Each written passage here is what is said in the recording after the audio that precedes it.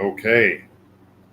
Hello, everyone. This is Dr. Garrett Smith. We have a sort of special episode today. I am not in my normal location. I am up in northern Idaho at Kelsey's place, and we are going to be working on getting her Etsy store all caught up and working on our liquid mineral formulations and prototypes. And I'm going to still be doing the live stream from here, and my camera bandwidth up here in northern Idaho can be hard to come by. So we're just doing audio today. So anyway, oh wow, sorry. I'm trying to look at my my questions over here, and they're really tiny. So let me bring that up. Okay, hello, baptized in fire. So yeah, if anybody has any questions, feel free to post them in chat. The super chats are welcome for priority questions. And then if you have other chats, just post them. And next thing is I wanted to give an update on the seminar, my seminar, where I'm going to be teaching people how to read the hair tests and blood tests as I've taught to Nathan and Hope and Kelsey, who are now taking people. They're working with people in our testing and consultation packages, but I'm going to teach exactly what I taught them. And the important thing to know about this, there is a kind of a giant prerequisite for this seminar. No, the seminar is not free, as somebody asked previously. You must be familiar with the Love Your Liver program, its contents, and how toxic bile theory works. So if you are completely new to this and you're not even in the Love Your Liver program, if you're not in the Love Your Liver program, we won't let you sign up. We will tell you no. If you are hoping that the seminar was going to be me like spoon feeding the entire Love Your Liver program to you over a weekend, first of all, no. I made the Love Your Liver program so people could study it and think of it as these are the school grades you have to go through before you get to do this seminar. So that is a very, very important thing to know.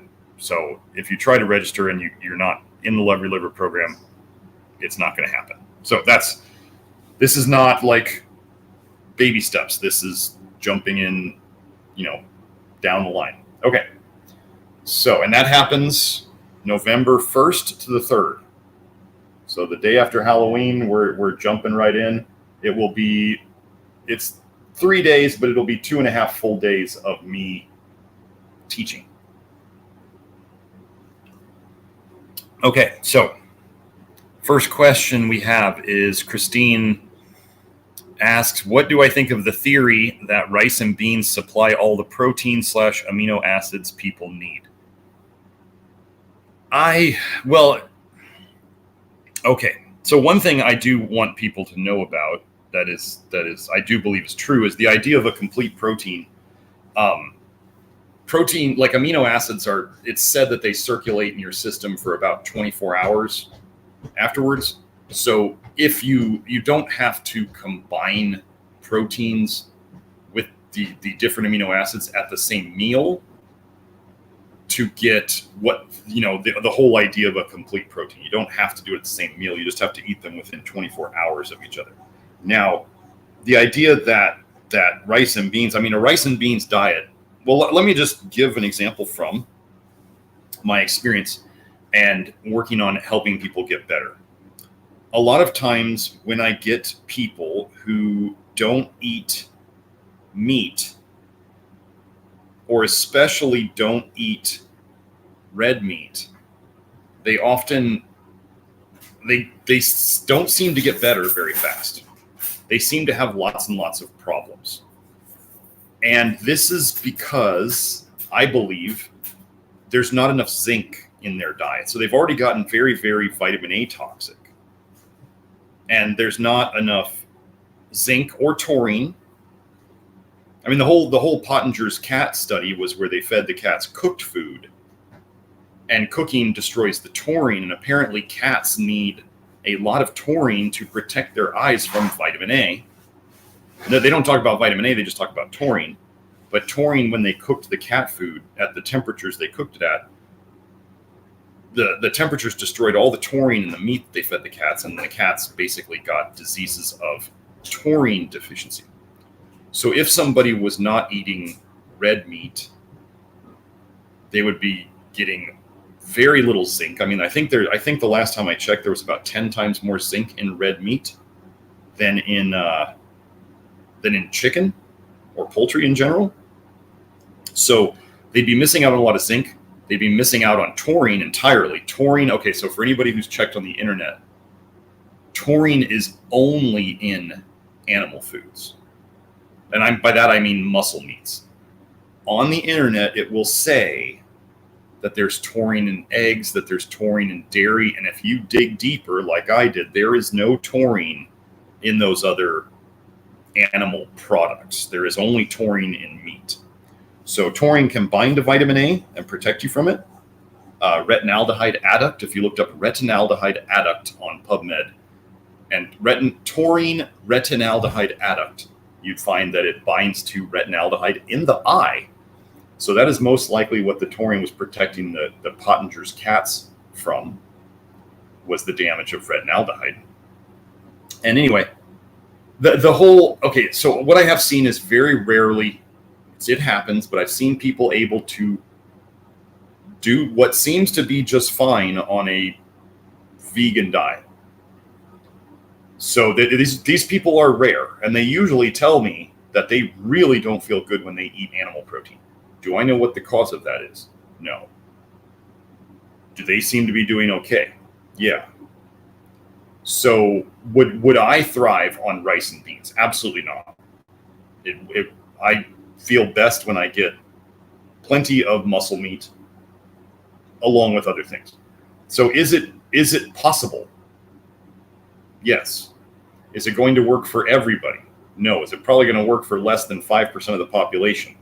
If you think of how many vegans there are out there, and then you think of how many vegans are actually thriving, probably less than 5% of the population. So we have to think of it as like certain cars require certain fuel to run, and that fuel can be, there's diesel, there's 85, there's 97, or 87 and 89 and 91 or whatever. There's all sorts of different octanes of fuel, and people have to figure out which one works best for them.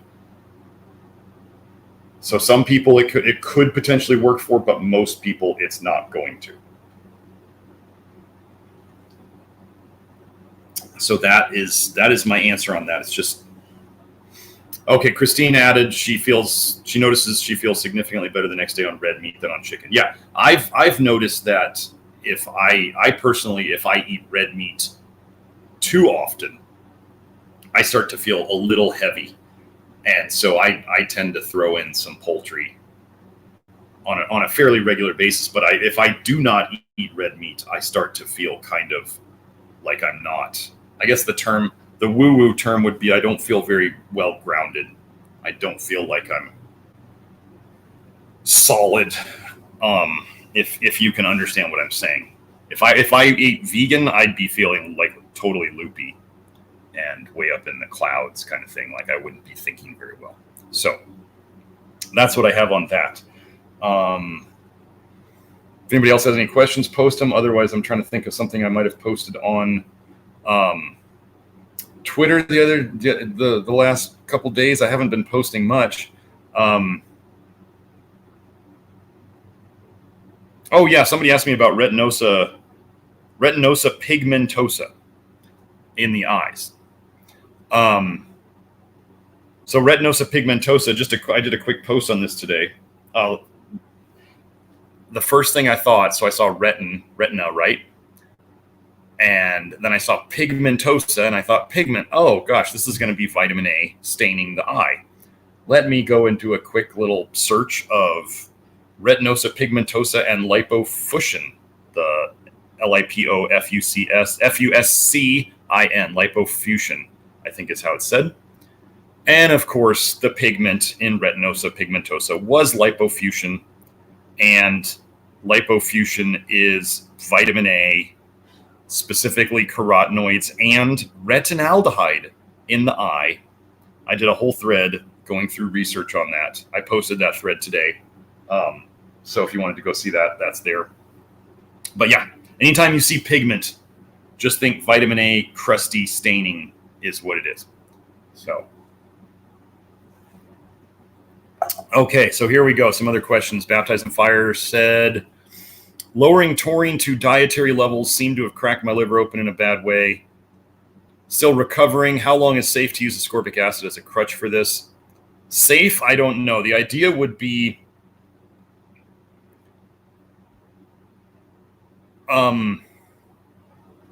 well, baptized in fire, when you're saying you lowered it to dietary levels, so you lowered it to just from food. So what were you taking? How much were you taking beyond that before?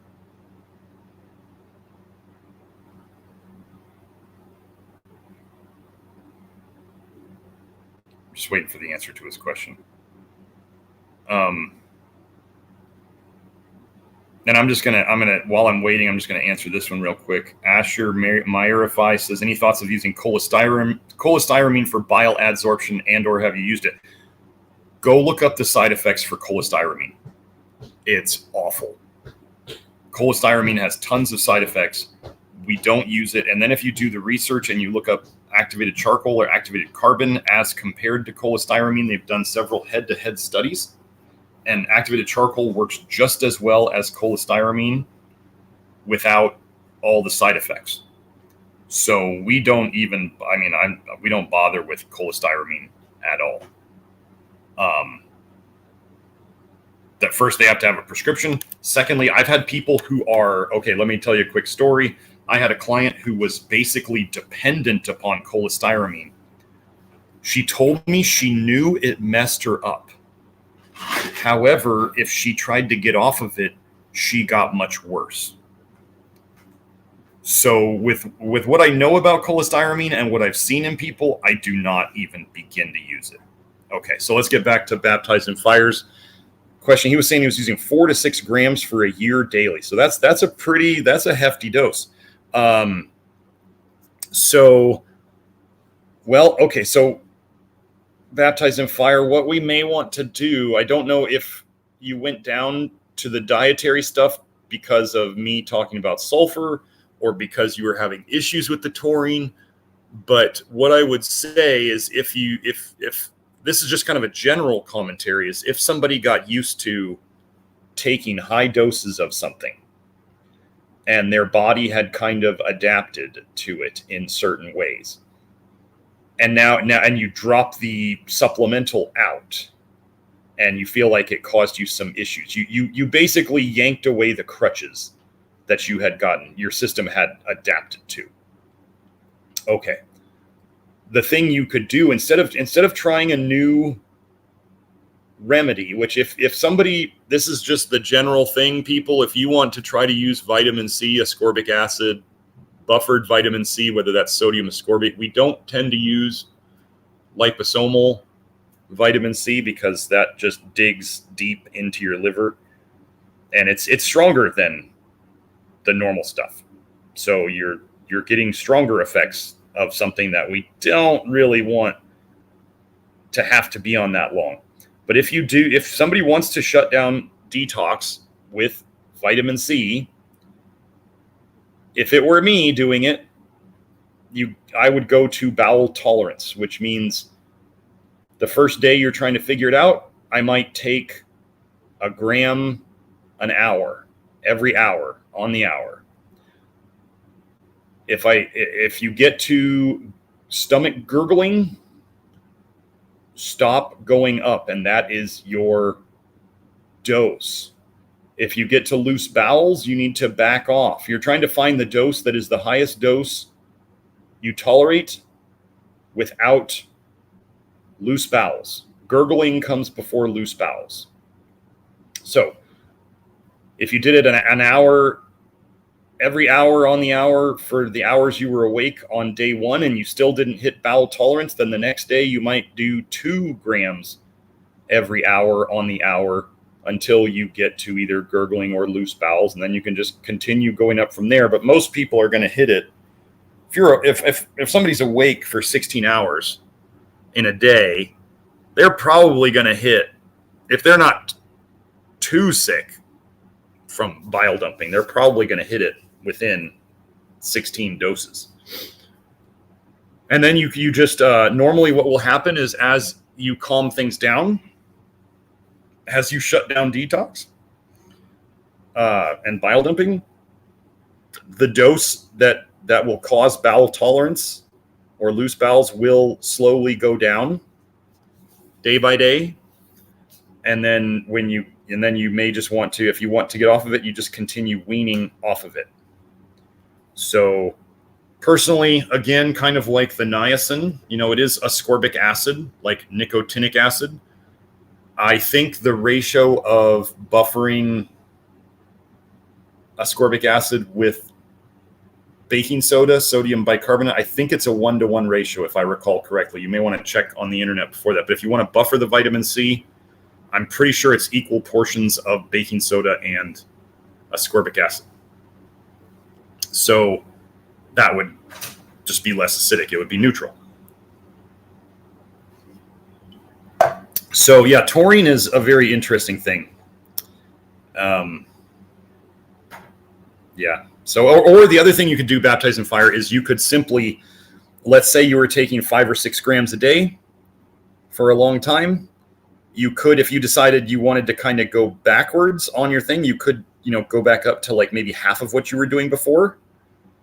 Unless, assuming the taurine wasn't causing you noticeable problems, specifically the taurine itself, but you could jump back up to a half of the dose of what you were doing before, 2.5 grams or 3 grams, and see if that calmed everything down. And if that did, and you wanted to try less, then you could try, 2 grams and then 1 gram and find the minimal effective dose that both calmed down whatever was going on while still being the least amount that you could take. That does that effect. So you could do it one of 2 ways. You could go and try something new, like the ascorbic acid, sodium ascorbate, if it's buffered, or you could just try to go backwards and put some of the crutch back via the taurine. So those would be the 2 kind of approaches that I might try. Okay, Brendan Schrader said he tried some IP6. IP6 is inositol hexaphosphate, I believe so it's 6 phosphates bound to an inositol molecule. You said you tried some as sort of a diagnostic to see if it would lower your iron and thus see if I felt any improvements, and it messed me up. It's also known as phytic acid, IP6 is. So you're taking, so the very thing that like all the carnivores will complain about in plant foods, phytic acid, phytates, some people use it as a supplement, and it is used in cancer quite a bit to chelate iron. I tried IP6 in practice. I ditched it, as I did so many things, because I saw too many negative effects and not enough positive effects. I don't even think I felt like it was that strong at lowering iron. So, and I was monitoring ferritin in people. So I just don't. Inositol is a tricky little molecule. I'm not totally sure I'm a huge fan of it. So, oh yeah, sorry, I skipped one. Brennan also asked, those of us who consume red meat for at least 1 meal a day, is there a concern of having too much iron overload from this? Brendan, you might want to go and watch if you haven't watched it already, the ferritin episode of the live stream I did. That may answer some of this stuff, but okay. So the thing, if you are eating red meat once a day, well, first of all, if you don't have a ferritin number, you have no idea where you're at. That's the first thing. Is like, that would be we say test, don't guess, then address.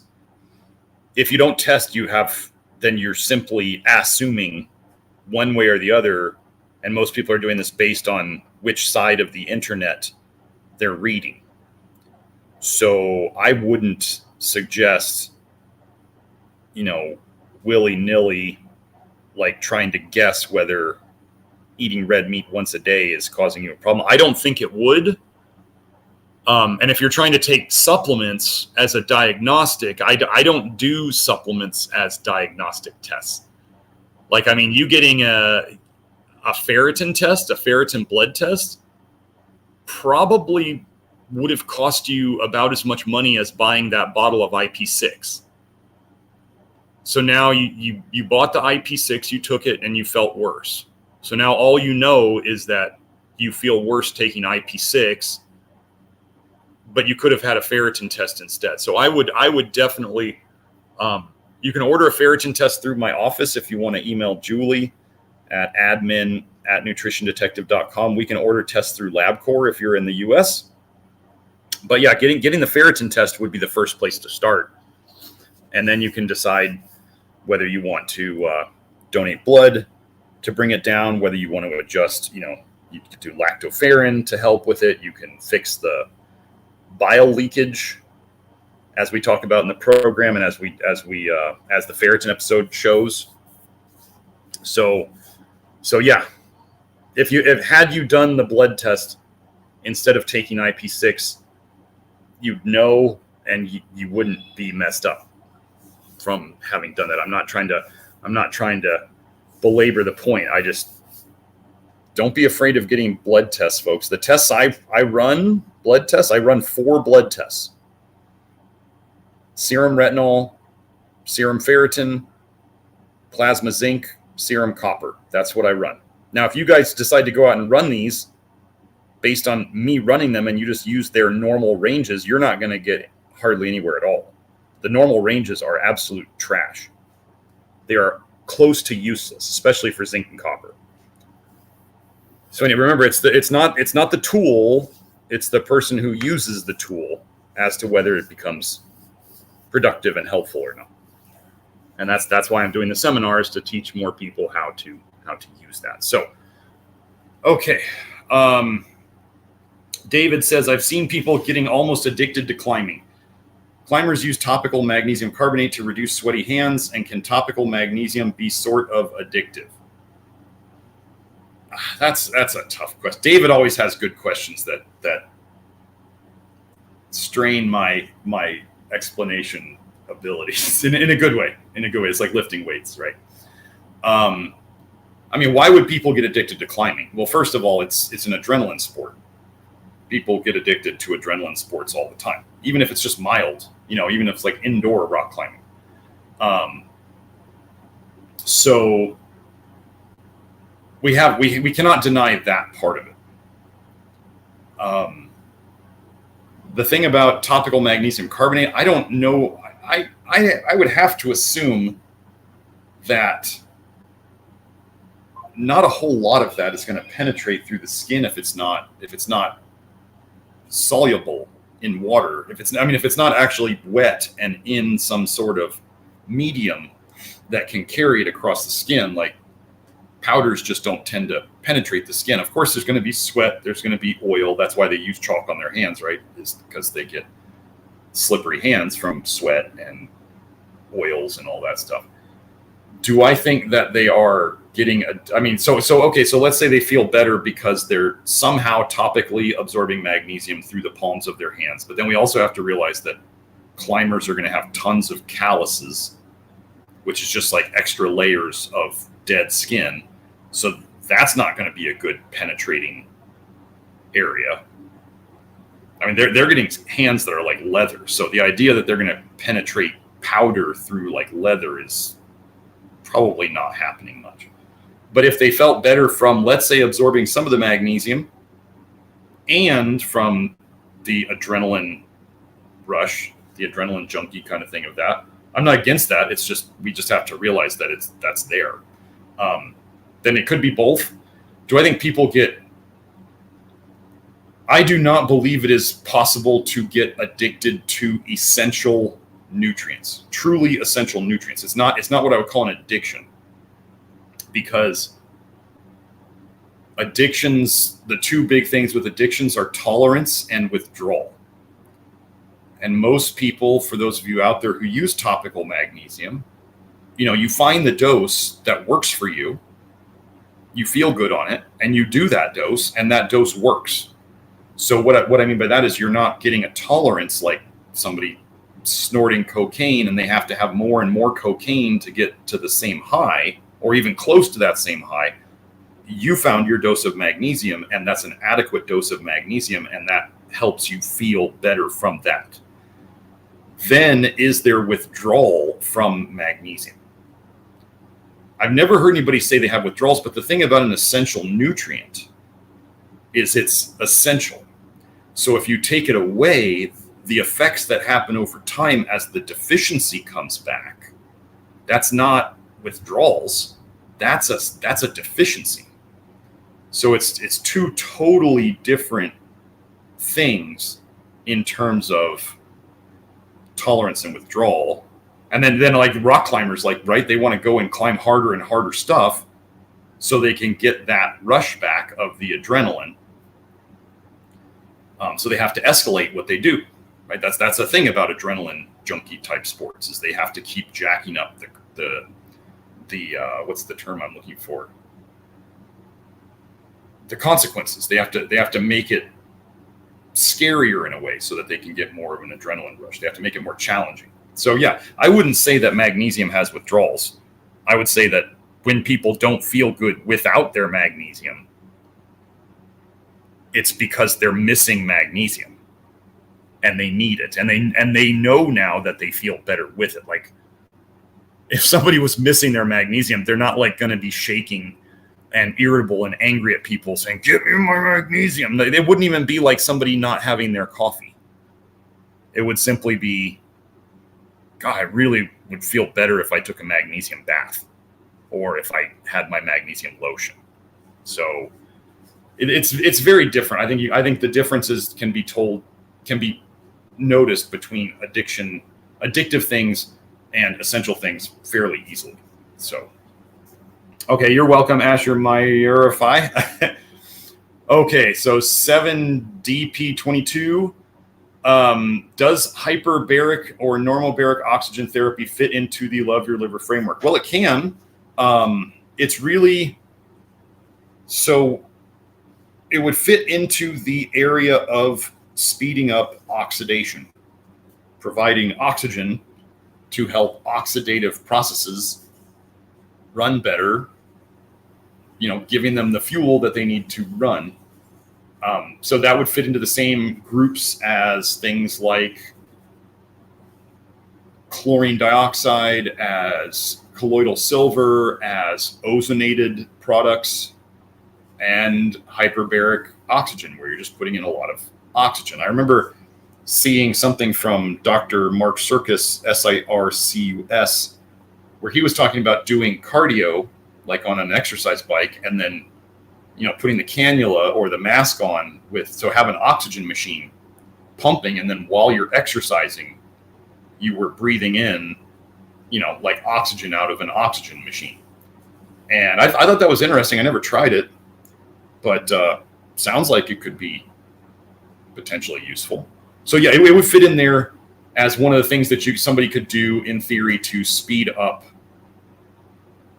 detox, speed up your oxidative processes, including ALDH. So it's not speeding up ALDH, it's taking some of the load from ALDH. Because these oxidizing agents are actually just oxidizing things. They're not making the detox pathways run faster. They're giving the body another avenue to exploit, if you will, to break down these toxins. Now, if you start unloading the system a lot, people who have done these things know, whether it's chlorine dioxide, whether it's ozone, whether it's colloidal silver, whatever, you can do them too much. You could speed things up too much, and then you can end up with detox symptoms. So it's not, and hyperbaric oxygen. Yeah, people can have quote unquote detox reactions from that too. So you start unloading the toxicity, your ALDH may start running faster. If your ALDH starts running faster just because it's less toxic, then you may start dumping more bile. We see more quote unquote detox symptoms. And then people don't feel good if they do too much. So that's how it would fit into it. It would fit into it just like an agitator. It could push things it could help. It could push things too fast.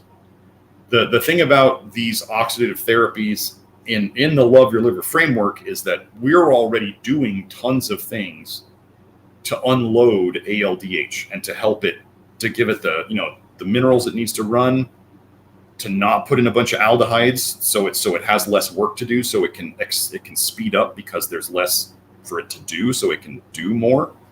That a lot of these oxidative therapies in our people very quickly and very easily run things too fast. So people who are on the Love Your Liver program need to go into these things very slowly and realize that they're already likely very close to detoxing too fast. And if they push it too far, you may not feel good. So that's the big thing about our people, is we tend to be already pushing the limits.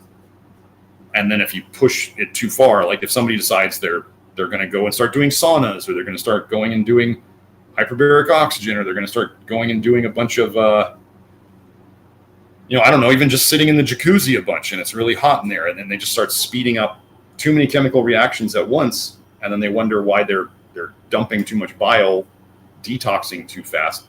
Well, as we do what we do, your body will kind of push towards that threshold of just below too much. And if you push it over that, you're not going to feel good. So that's that one. So let's see. Wait, I scrolled way down. Okay.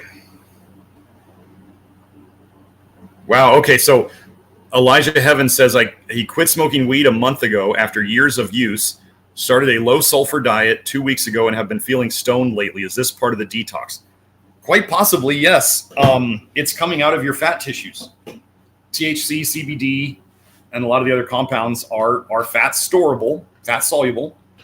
I have a fun little story that back in college, as Chef from South Park said, there's a time and place for everything, children, and that's called college.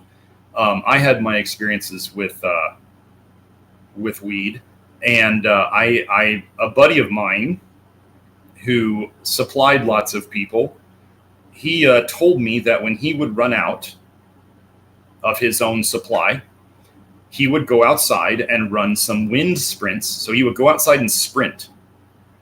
And he said that very act would then get him high again. So he would, the true definition of getting high on your own supply would be what this gentleman was doing. He had so much in him that he could just go and start burning some fat by doing some wind sprints, and he could get himself high again.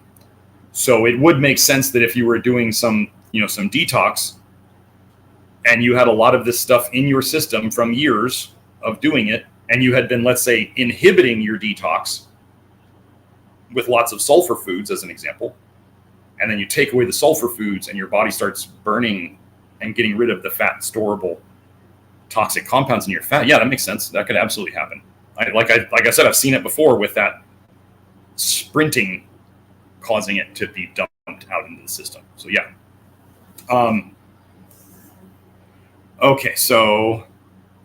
Okay, Baptism Fire said things are just leveling out now. I'm going to try to reduce the ascorbic acid soon. Yeah, you should. The way you'll know when you can definitely lower the ascorbic acid baptized in fire is that you start getting loose bowels at the doses you're taking, or the gurgling.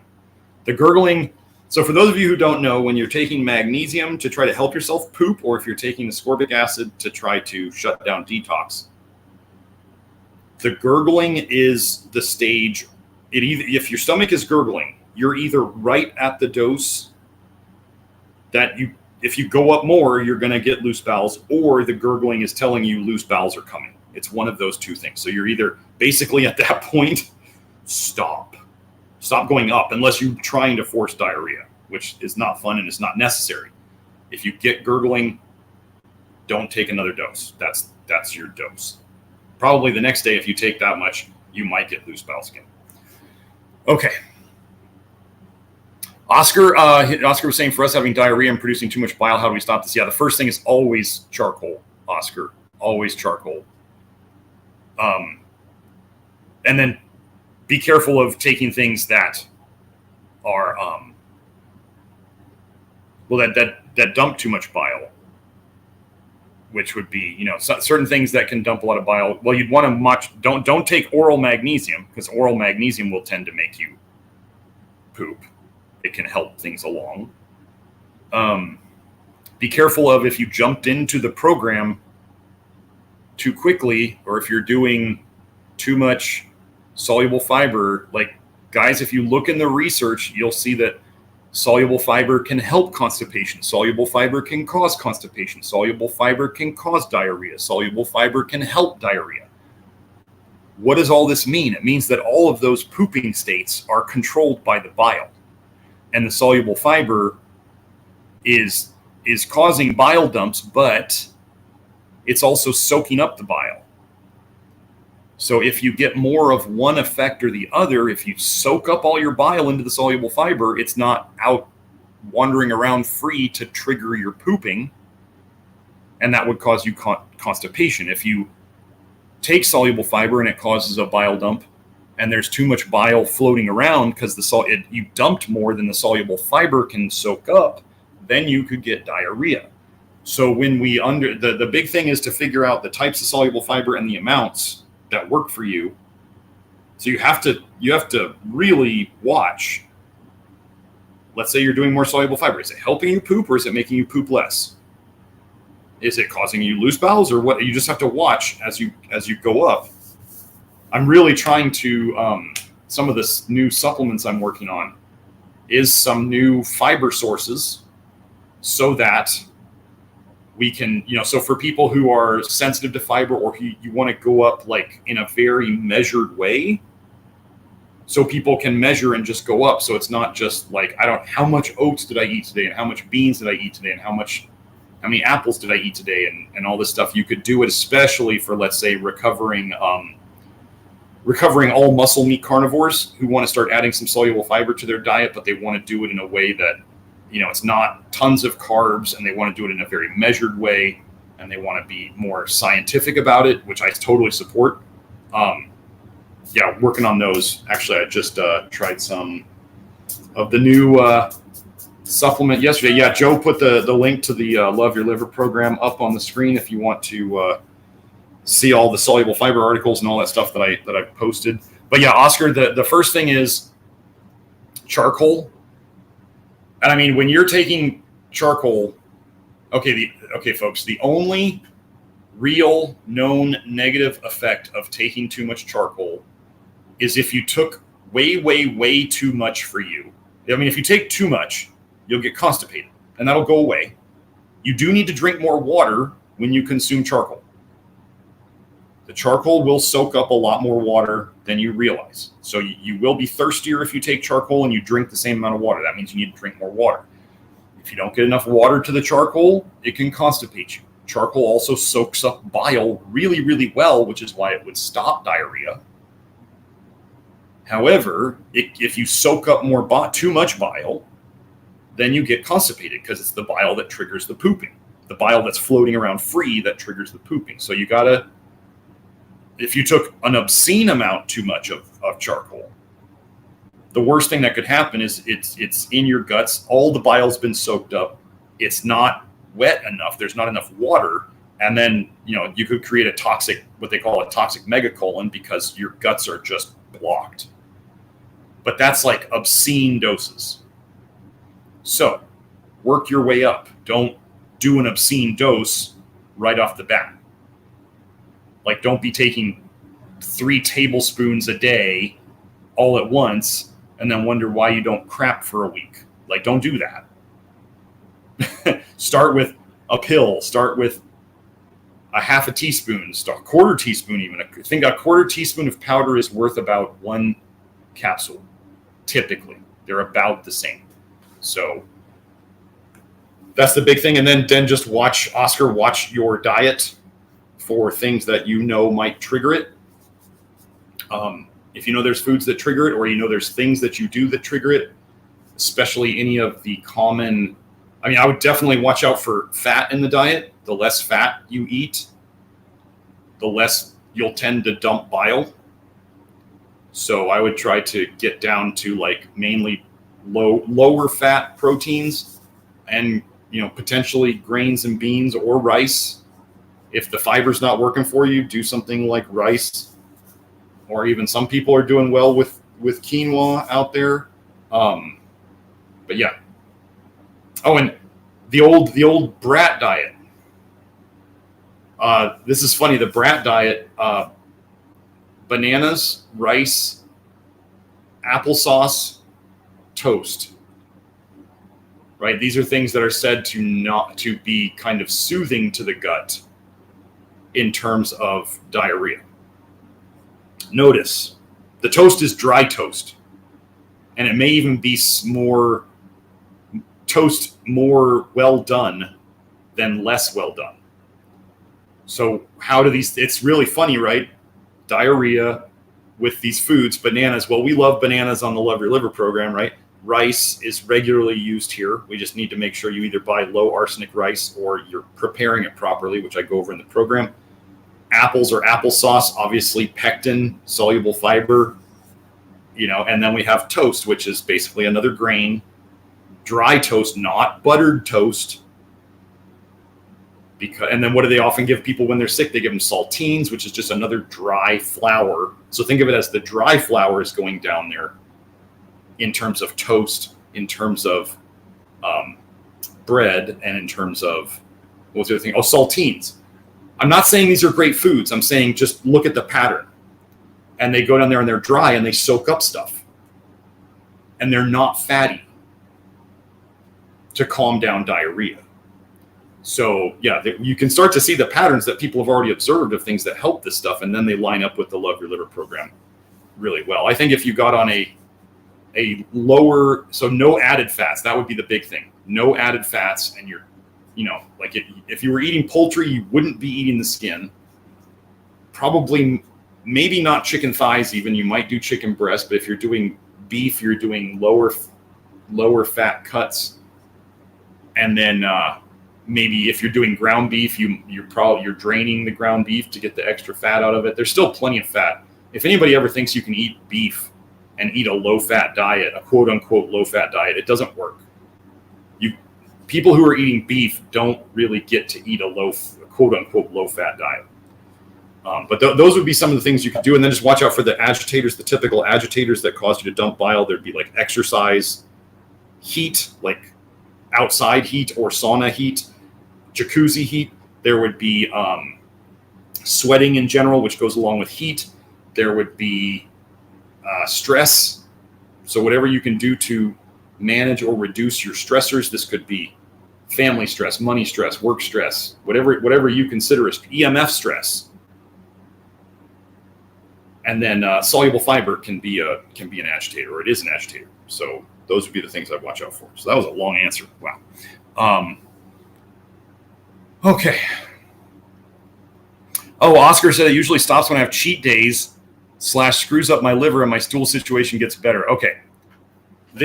So let me explain something. This is going to sound funny, but a lot of people, so Oscar, so let me address this. So as people get healthier, this is a very important thing for everybody here to understand. And for some of the haters who are listening, who didn't pay attention to what I wrote in the Love Your Liver program and did the wrong things and then thought that the program messed them up. Okay. Your liver is full of toxins. Your liver wants to get rid of these toxins through the bile. Toxins that we are exposed to, obviously they come in, they make the liver more toxic, they make the bile more toxic. What eventually happens is generally, as the liver becomes more toxic, it makes less bile, but the bile it makes is even more toxic, right? So it's even more concentrated in terms of toxins, but it's not making as much.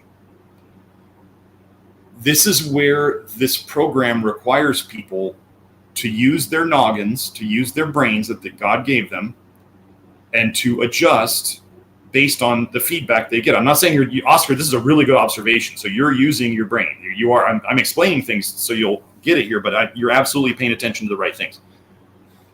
So as we get people better, as your liver gets less toxic, as your detox systems work better, you're going to make more bile. Okay, you're putting in less toxins. So it's the opposite of what I said before. So before, when you were taking in a lot of toxins, you were making less bile overall, and it's getting more concentrated, and more of it is leaking into the system. Or, Oscar, possibly in your case, it's going into your intestines, which is what happens more with men. Men tend to get diarrhea more than women because we make more bile in general. But so the bile goes into your intestines. It's really toxic. There's enough of it that it triggers loose bowels and you don't feel good. Okay. So when you eat better, Oscar, imagine this. You're taking in less toxins. You're potentially taking in more agitators. If you're doing more soluble fiber, if you're doing some of these things, you start dumping more bile because, as I just told you, as you get less toxic, you dump more bile, but you're still not non-toxic. It's still toxic enough that it causes you problems. Okay, so then you cheat and you eat foods that you know you shouldn't, that we say are quote unquote toxic. This slows down your bile production. Your diarrhea goes away. Then you get back on the program and you start cleaning up the mess, and then you start making more bile, and it's still toxic enough, and it's enough bile that it causes you the loose bowel symptoms, and then if you cheat, it goes away. So this is the process for you. So yeah, the charcoal would be, if I'll put it this way, if you may want to make charcoal a really good friend. You may want to be doing charcoal. Well, this is for anybody listening. The more charcoal in my opinion, the more charcoal a person can take or does take on a regular basis without making themselves too constipated. And by too constipated, I mean, I would like for you to be pooping once a day minimum. So let's say if you were pooping once a day and you thought you heard me what I just said about charcoal, and you take enough charcoal that you're not pooping once a day, that's too much. Okay, this should not be difficult. But the more charcoal you can take on a regular basis, the sooner you will be less toxic. But don't slow down your pooping too much. Now, the other thing with this is if a person can add more of, let's say, like oral magnesium as a laxative effect to help you poop while you take charcoal, that is fine. So the charcoal may slow things down a little bit, but then you add some magnesium orally to help you poop. I didn't say topical magnesium, I said oral magnesium. If you add some more oral magnesium to help compensate for the charcoal slowing things down, so you can actually even take more charcoal, or you could actually take charcoal and still poop, I fully support that. Okay?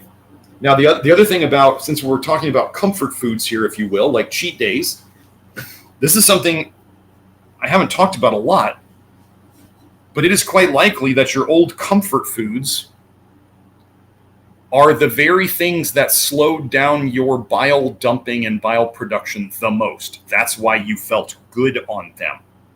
That's why when you felt bad and you ate your comfort foods, and this is not just directed at you, Oscar, this is all of us.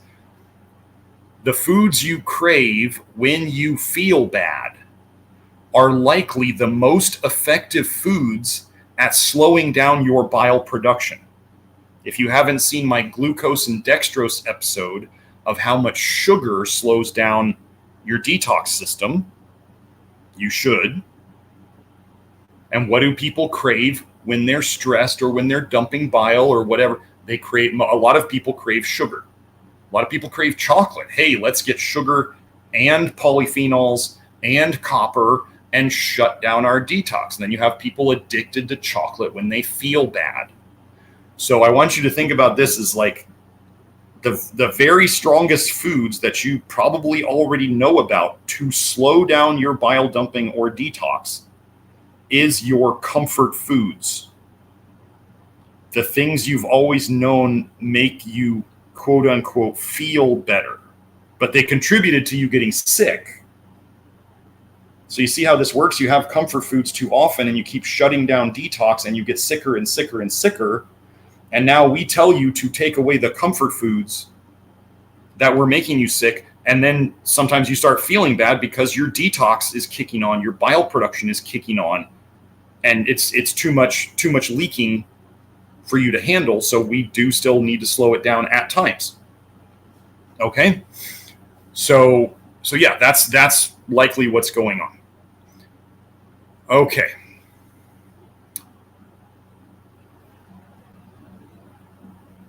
Yeah, DK has said, DK noted saying, I've said that in the past, as long as I eat a minimum of 50 grams a day, getting it from plants is okay. Meat, especially red, has a higher zinc to copper ratio. Yes, I have said, okay, so let me clarify the protein thing. Just to, what he said, or he or she said, is correct. The absolute minimum total protein I want people to get in a day is 50 grams. The absolute minimum total protein from all sources is 50 grams a day. Now, if you start going and looking at some of these vegans who eat these like low calorie density foods, they're eating kale and celery juice and all of this stuff, they are getting nowhere near 50 grams a day. And there's a very obvious reason why their muscles are wasting away and why they're looking like they're in pseudo starvation, because they are. Ladies, a lot of you out there, if you've never totaled up your protein grams in a day, even if you're eating meat, you may not be getting 50 grams a day. 50 grams of protein a day, we're not talking, these are not bodybuilder amounts. Some people have tried to use this against my work. They're like, he says you only need 50 grams of protein a day. And I'm like, how stupid are you to not listen to the words that I say? I'm not, this is directed to those people trying to badmouth me. The idiocy of hearing me say the absolute minimum total protein in a day I want you to get, absolute minimum is 50 grams a day. And they say, oh, he says that's all you need. They're just stretching, they're just reaching to try to badmouth me because they don't have anything else. So, I mean, 50 grams a day, that's 7 ounces. An ounce of red meat or poultry is approximately 7 grams of protein per ounce.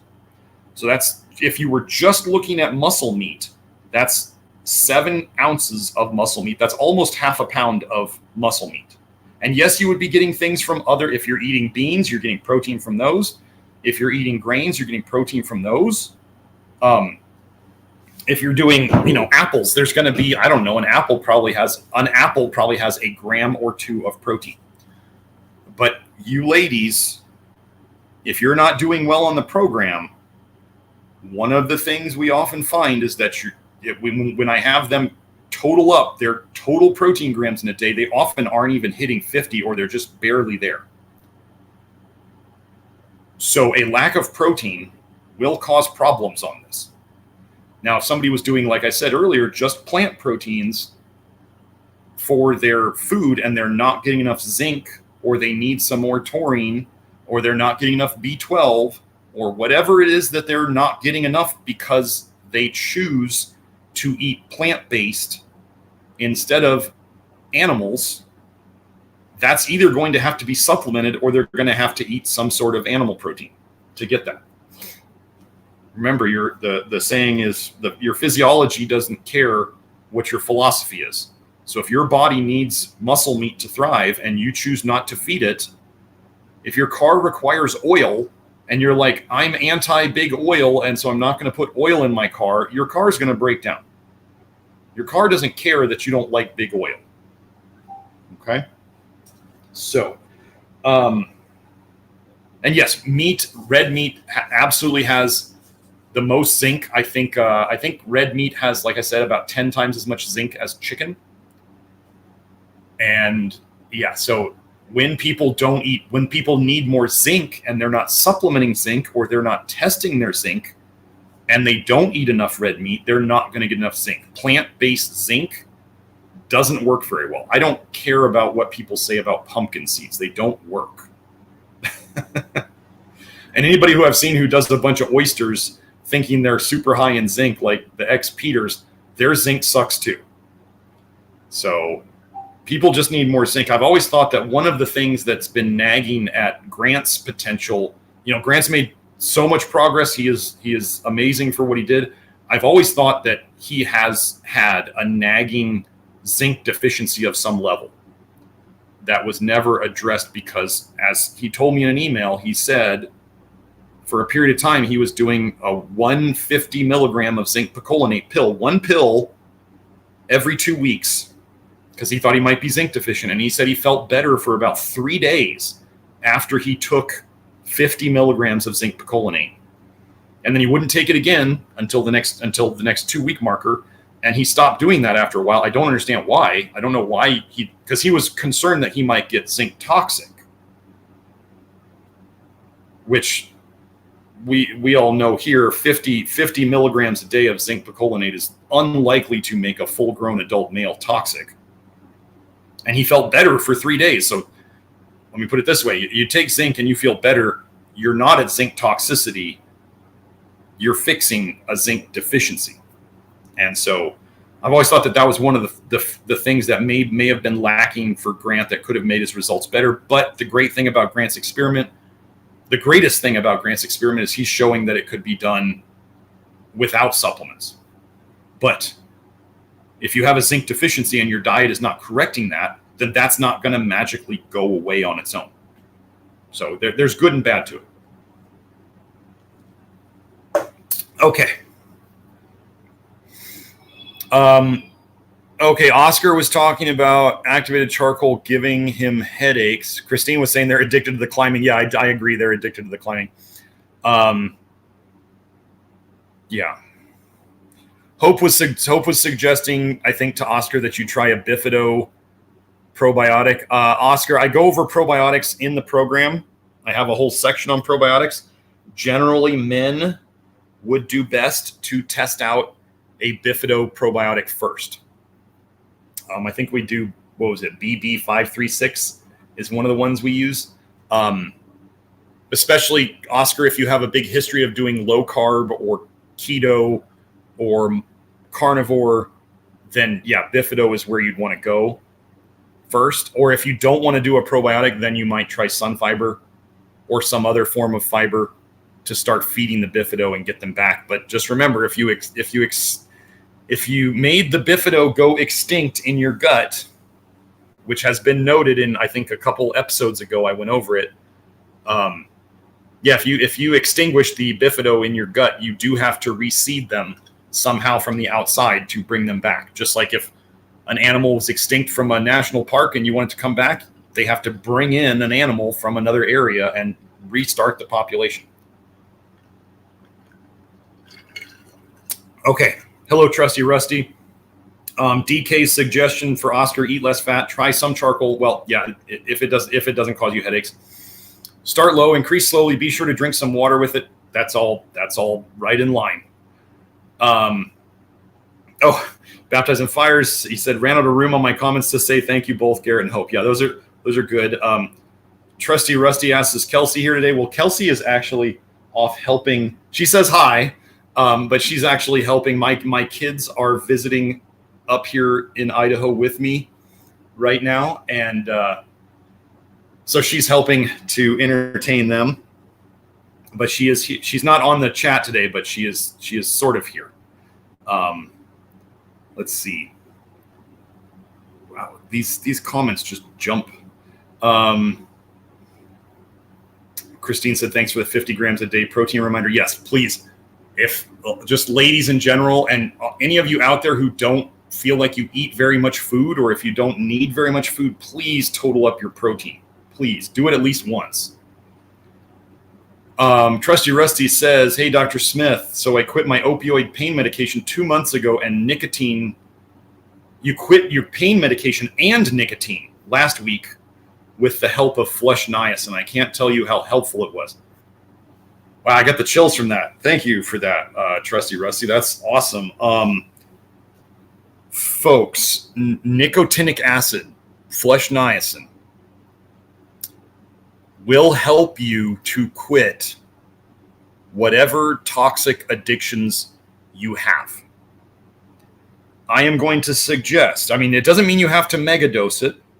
I am going to say that the best way to do it, to help your levels kind of stay steady during the day, to help you with your cravings, which is, okay, have I explained, I don't know if I've explained the bile dumping and withdrawals. I actually believe withdrawals from a drug, you remember earlier how I told you that when you stop putting in the poison, soon after you stop putting in the poison, your detox systems start moving again. They start ramping up again, which means what? Your ALDH starts going faster, and you start making more bile. So you start making more bile, you start dumping more bile. You start dumping more bile, you start leaking more bile. You start leaking more bile into your bloodstream, and your body goes, I don't feel good. You get withdrawal symptoms. You don't feel good. What does your body, in its most simplest form, know that it can do to make itself feel better? Think comfort foods. Hey, I haven't had a cigarette in 8 hours and I don't feel good. I could have a cigarette to shut down bile dumping and I'd feel good again.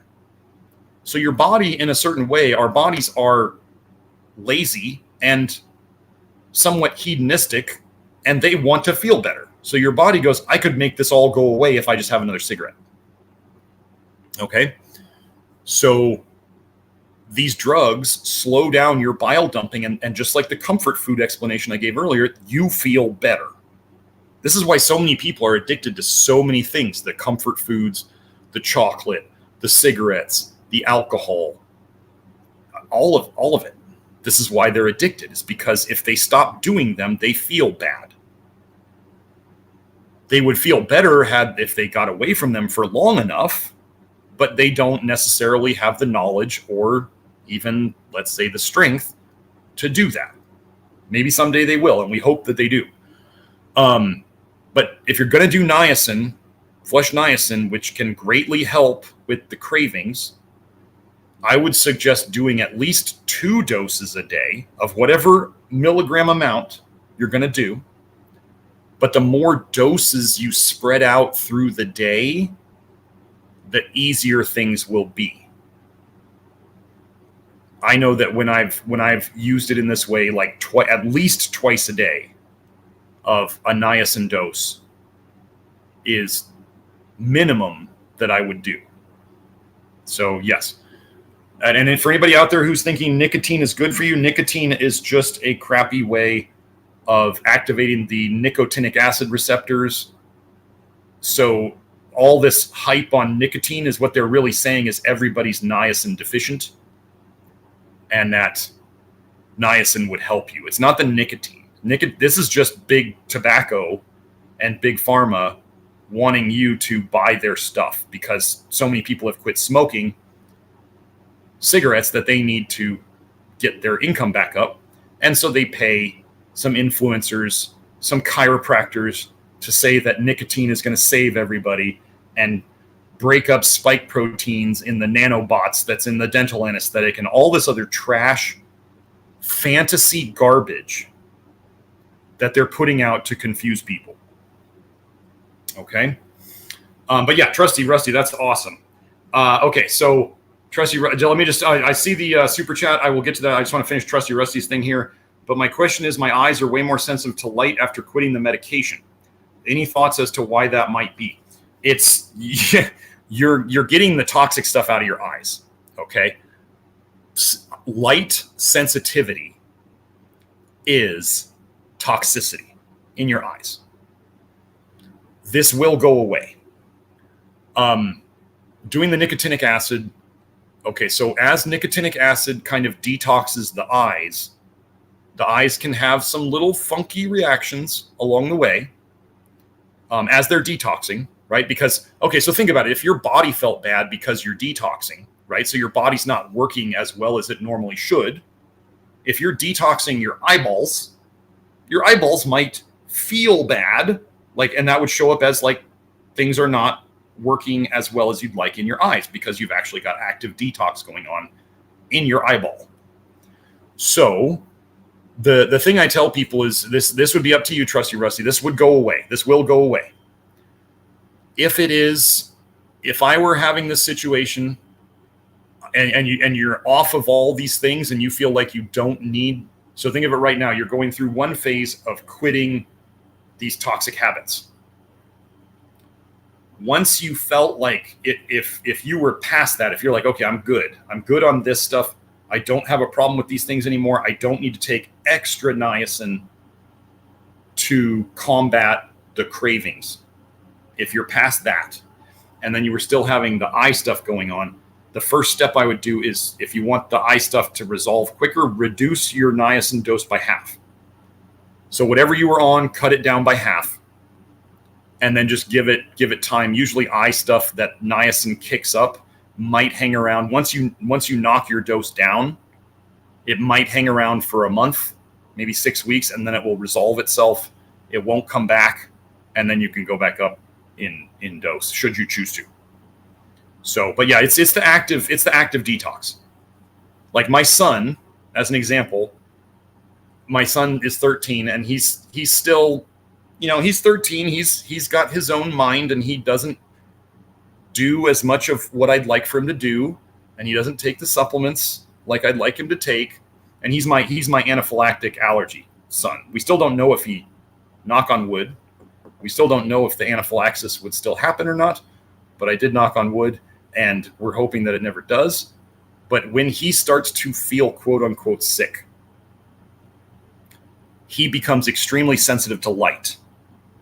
Like I knew last night when he was telling me, he was saying, Dad, I'm not feeling really great and whatever. And he holds his arm up over his head to like shield his eyes from the lights in the house. And I always know as soon as he does that, he is detoxing. He's dumping bile. And he's got more bile in his system, and it's affecting his eyes, and his eyes are becoming more photosensitive because toxins make you more photosensitive, light sensitive. And so he did what I told him last night. He did the hydrogen peroxide in his ears. He did the hydrogen peroxide gargle. He took some charcoal, and he woke up this morning and he was ready to do the day. I was a little concerned last night, but he shut it down in a good way, just like I suggested. And he listened, and he actually was saying to me last night, Dad, I need to start listening to you more on the supplements. So when he started feeling bad, he's like, I need to start listening. And I'm like, whenever you're ready, dude, I'm here. And he did what I said, and we got him better quick. With Kelsey's help, of course. So let me get to that super chat. Let me find that. Let me check Joe's. Oh, I took off Telegram. Where is it? There it is. Brandon, thank you for the super chat, Brandon. If having to temporarily rely on raw dairy to keep weight on, any ideas to reduce vitamin A uptake with it? Tried just oils as recommended, but weight went from 134 to 121 in approximately 45 to 60 days. Okay. So if you need more Brandon, if you need more calories, you just got to figure out more calories. If you wanted to do some raw dairy, oh, you're welcome, Trusty Rusty. If you're having to temporarily rely on it, I mean, I would honestly put charcoal in the dairy. Or take charcoal with it. I actually got to have dinner or have lunch with Tyler Kumakura, who's another Love Your Liver member. I got to meet up with him out in Spokane.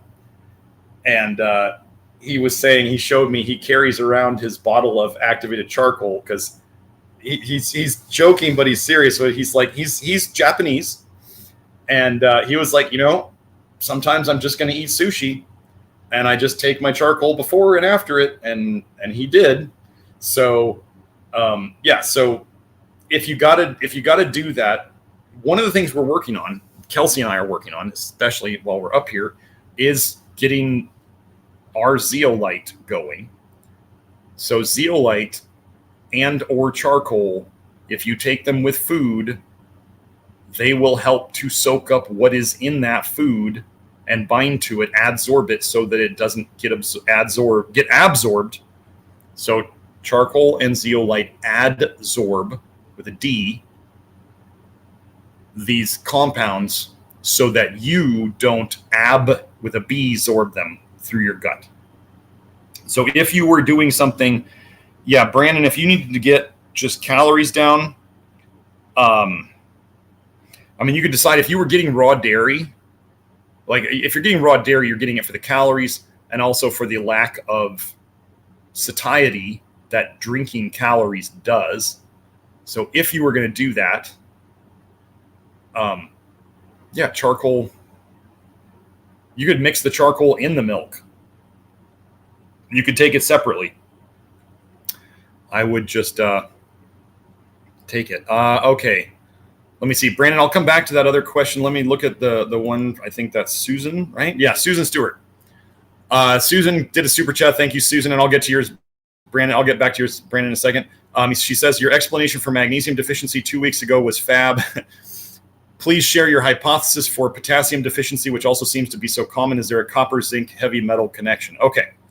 So yes, this is fairly easy. So Susan, I'm guessing, if I recall correctly, I think it was the you were asking about potassium deficiency, and or you were asking about. Well, okay, let me explain about magnesium. So some people, when they take magnesium, I'm thinking this is what it was. Joe, if she comments, can you just post it up to the thing so I can see it? Not Telegram, actually to the live stream. But what it usually is if people don't tolerate K deficiency. Wait.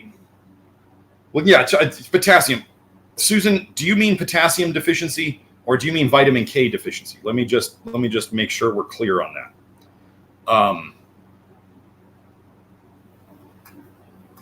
Let me see. So if it's vitamin K deficiency, I did a whole video on YouTube on that.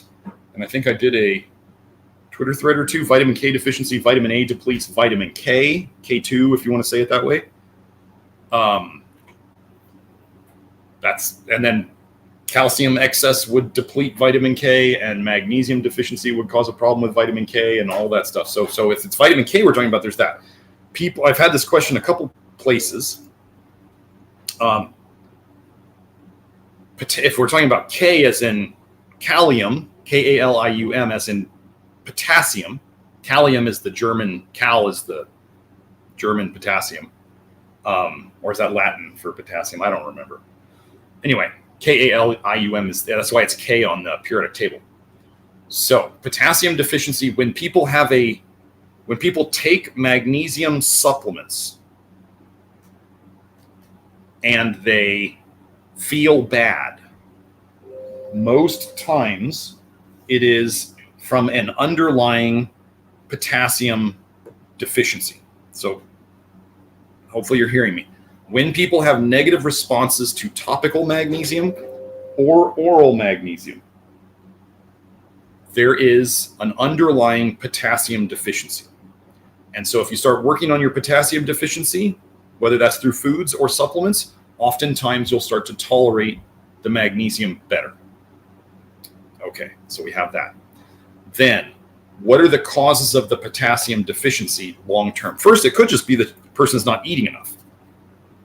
Could also be that there might be, so sodium and potassium are kind of antagonistic. A lot of people get tons of sodium and not enough potassium. So it could be that if somebody knew they were, like if you're one of those people, folks, where other people watch you salt your food or they try your food and they're like, oh my God, this is so salty. You're probably an oversalter. Okay. If you're in a disease state where you're like, I need more salt to feel better, realize that that's your disease state.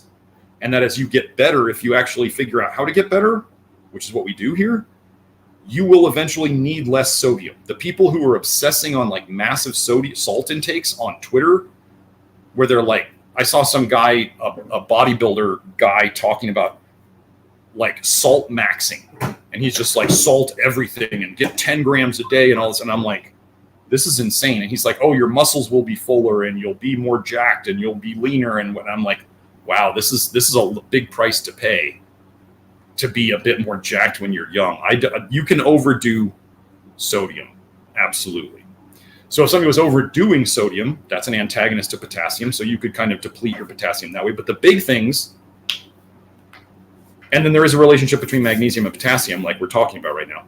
But the big things are copper depletes potassium. Okay.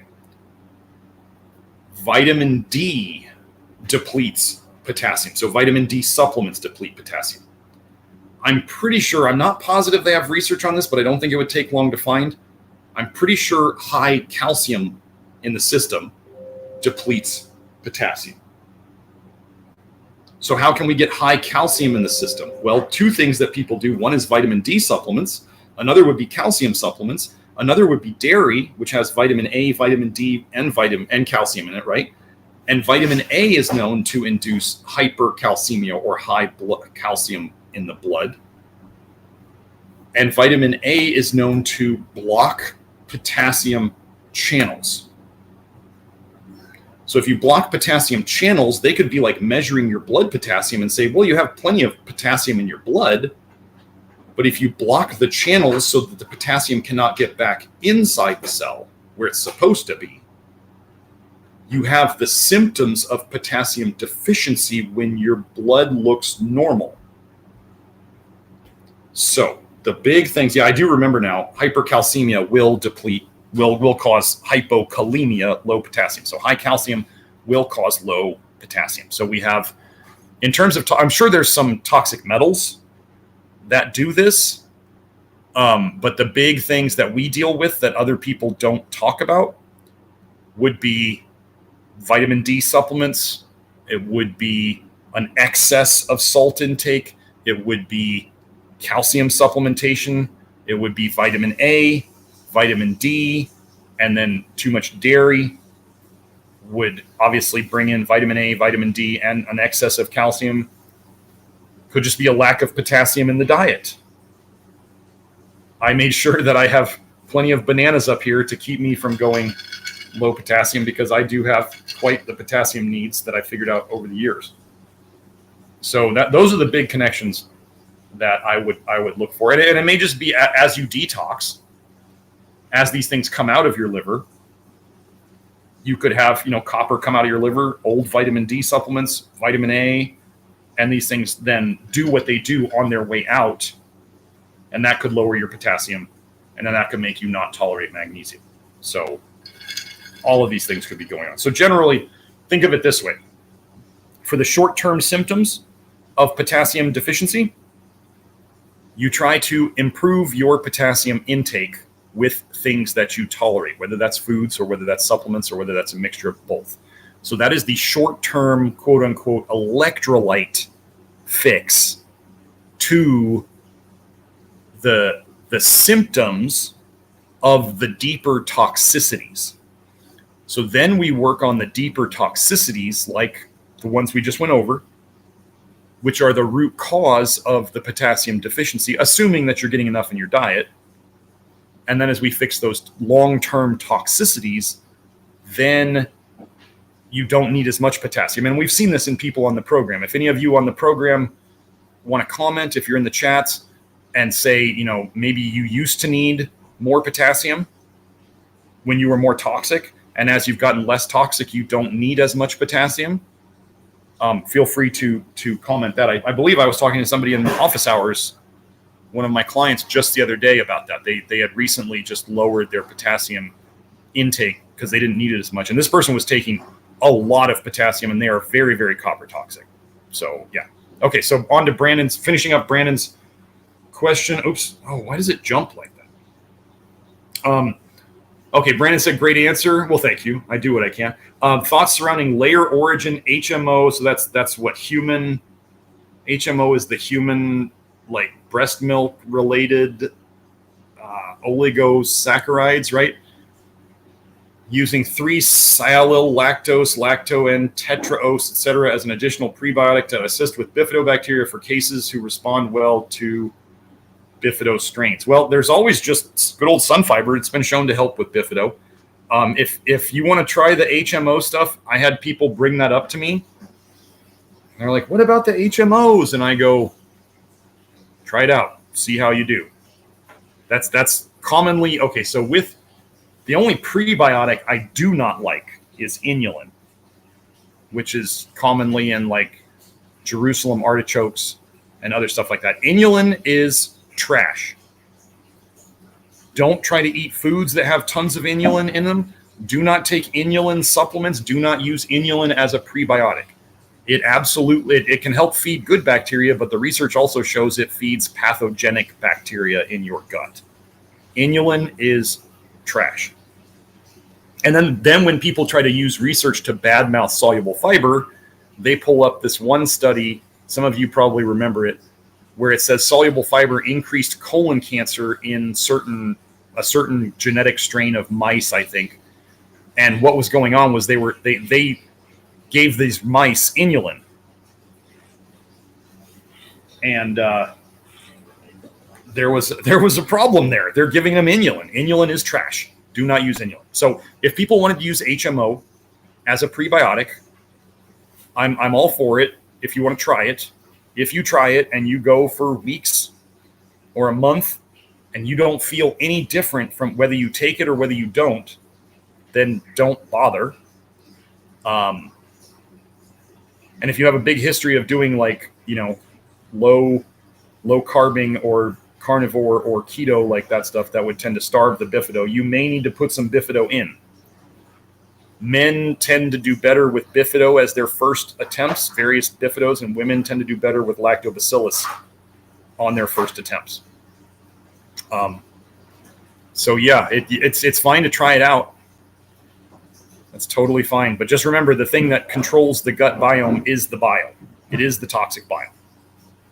So Brandon, for you, just make sure you are getting enough calories, whether that's like, if we're talking carbs here, see if you do better with more of the soluble fiber carbs, oats or barley or whatever, or if you do better with like the lower fiber carbs like rice, and just make sure you're getting enough calories. And then if you need to do some isolated fats, and folks, this is for an undertype, this is for an underweight person.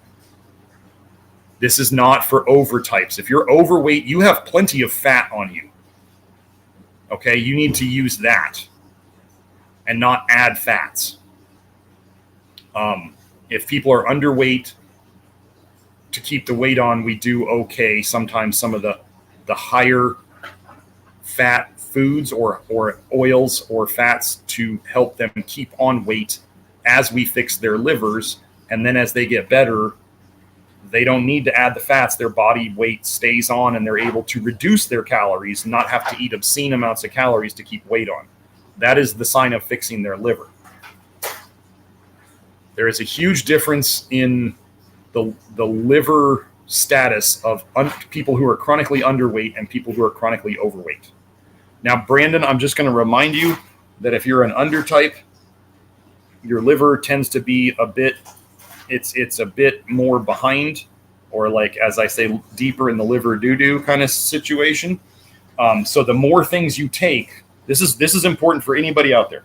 The more things you take, supplement-wise especially, everything you take is a load on your liver. Your liver has to process everything for better or worse. This is like the idea of people who think you just drink more water to detox. No, all you're doing by drinking more water to detox, I joke about this, but it's like, think of a stain on the wall, like somebody smears something on the wall and you want to clean it off. Like spraying water, the more, or I'm sorry, you get in a shower and you're trying to wash yourself off and you just stand in the water and then you get out of the shower. Are you cleaner? Like, no. Just more water doesn't clean stuff generally. But if you run a bunch more water through your kidneys have to detox all of that water that you put in. So you're putting in extra water that doesn't really do anything to clean you. And then you're also adding whatever's in that water that you then have to process. And your kidneys just have to run. Even if it was totally pure water, your kidneys are just running to process it. Like they're idling all the car. It'd be like if I joke about people who overdrink water all day long. It's like they're just leaving their car in their driveway on idle. Their kidneys are just running and running and running all day long for all that extra water that they're putting in. And every time you pee, you have to put minerals into the water. That's part of how you make pee. So you're losing minerals when you drink excess amounts of water. Okay, so that's kind of like that with undertypes. We don't want to strain undertypes' livers anymore with a bunch of supplements because they're already further behind.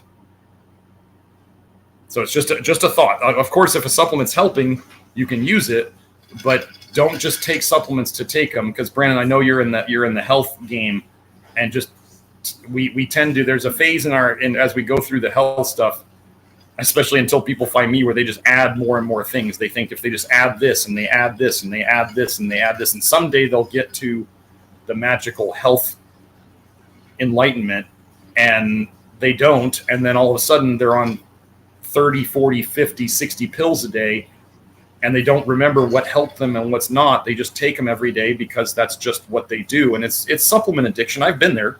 I've absolutely been there. Our goal is to eventually take less. In a perfect world, we wouldn't have to take them. However, we definitely don't live in a perfect world, and our food sucks. And so we want to figure out, what do we need to take? And also, if probiotics are helping, and if prebiotics and probiotics are actually helping in a permanent way, you shouldn't have to take them forever, because you seed your gut, and it should, just like a garden or a field where trees and bushes and all these other things grow, like they just keep growing, and new ones, some of them die and then new ones pop up. This is the way our gut biome should be. Our gut biome should be like self-propagating. We should not have to constantly take new probiotics and seed the garden every day. That's a very important concept. That's like those Z-biotics, where people were talking about the genetically modified probiotic called Z-biotics because it makes ALDH. But if you take the Z-biotics, all of them have left your gut within 24 hours after you took it, the last pill, because for whatever reason, they don't stick around in your gut biome. They just get washed out. They're not a natural inhabitant of it. So either they all die or you poop them all out, which is not a good sign. Your body doesn't really want them there. Okay. So Susan was going back to what we were saying about the electrolytes. She said she was low sodium and potassium. Making my own electrolyte water and getting the ratio right was a big benefit. Yeah, yes, absolutely. Well, low sodium and potassium, remember, you want to mention whether that's blood or hair, because hair tests, just sodium and potassium on hair tests is not very useful. It doesn't really tell us very much as compared to if people simply experiment like you did with your sodium and potassium. You could have two people with on a hair test low sodium and potassium, very low sodium and potassium, and they may need wildly different amounts of sodium and potassium in their diet. Sodium and potassium on the hair test, this is related to the seminar I'm giving. Sodium and potassium on the hair test is one of the most overrated and overused, and they try to manipulate it. They try to manipulate your sodium and potassium by doing herbs and other non-essential nutrients to try to push those numbers up and down. And then they cause people to get into worse problems. And they wonder why. And I go, well, what we do is the things we do in general tend to fix the root causes of why the sodium and potassium are not right. And then the sodium and potassium return to the correct areas. For those of you who are interested in the seminar, actually today in the inner circle, I have my hair test. I have a recent hair test that I did on myself. I'm going to be going over that today in the inner circle, just as an overview of stuff. So if you want to, if you're in the inner circle, you'll get to see that. If you're in the advanced detox, it'll probably come out in about a month. I may cut that part and let people see some of it as like a preview of what we're going to go over in the seminar. So anyway, okay. So Susan says I was eating lots of vegetables and other potassium foods. So why low in K seems wrong? Well, it depends on which vegetables you're eating, Susan. Like a lot of vegetables are really high in copper. And if you're not eating low vitamin A vegetables, then they're often high in vitamin A. So just like we talked about, the things that will lower potassium, copper and vitamin A, blocks potassium channels, that can cause it. Okay, so Susan was saying, okay, probably vitamin A, D, and calcium from dairy. Glad you found Love Your Liver. See, there's almost always an explanation. And she says, very intuitive and ridiculously sensitive. And she said she's a redhead. Yes, so there's the liver connection. Yes. Okay, so just back to Oscar. Oh, it just jumped ahead. My chat jumped ahead again. Yeah, Oscar says, I think my kidneys are screwed. Whenever I drink water, I start to feel cold. I'm also very sensitive to salt/potassium. Small amounts affect you a lot. Okay, so yes, this is, okay, so Oscar, I would suggest that you get, if you're not in the Love Your Liver program already, I would suggest you get in there and you look at the order of adding stuff and you start. I mean, remember, Grant Genereux was headed for dialysis. He had chronic kidney disease.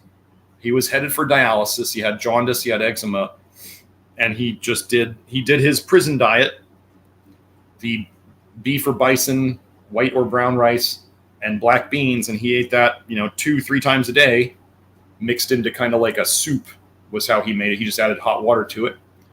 And he is the first person his nephrologists have ever seen recover from chronic kidney disease. So, yeah, if you need to drink, if drinking water is a problem, then either figure out what you can drink, or just you may be, if you don't need to drink water, like if your pee is light yellow to yellow, so it's not clear or just the slightest tinge of yellow, we don't want that. We don't want it clear or just like the lightest tinge of yellow. We don't want that, and we don't want it dark and smelly. We want it somewhere in between.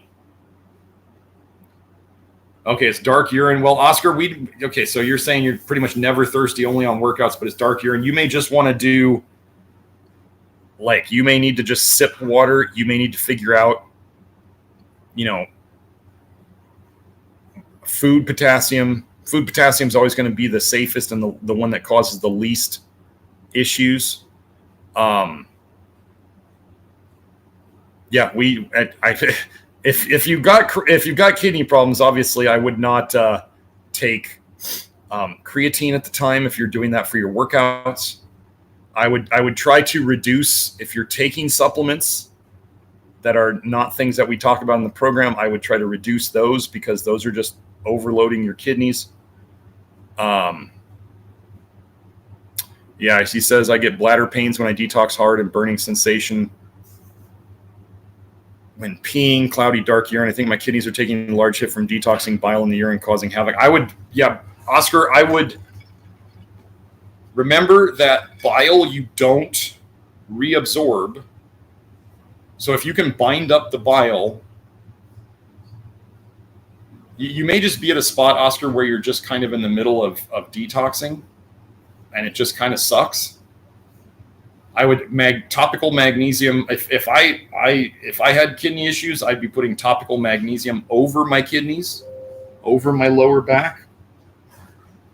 And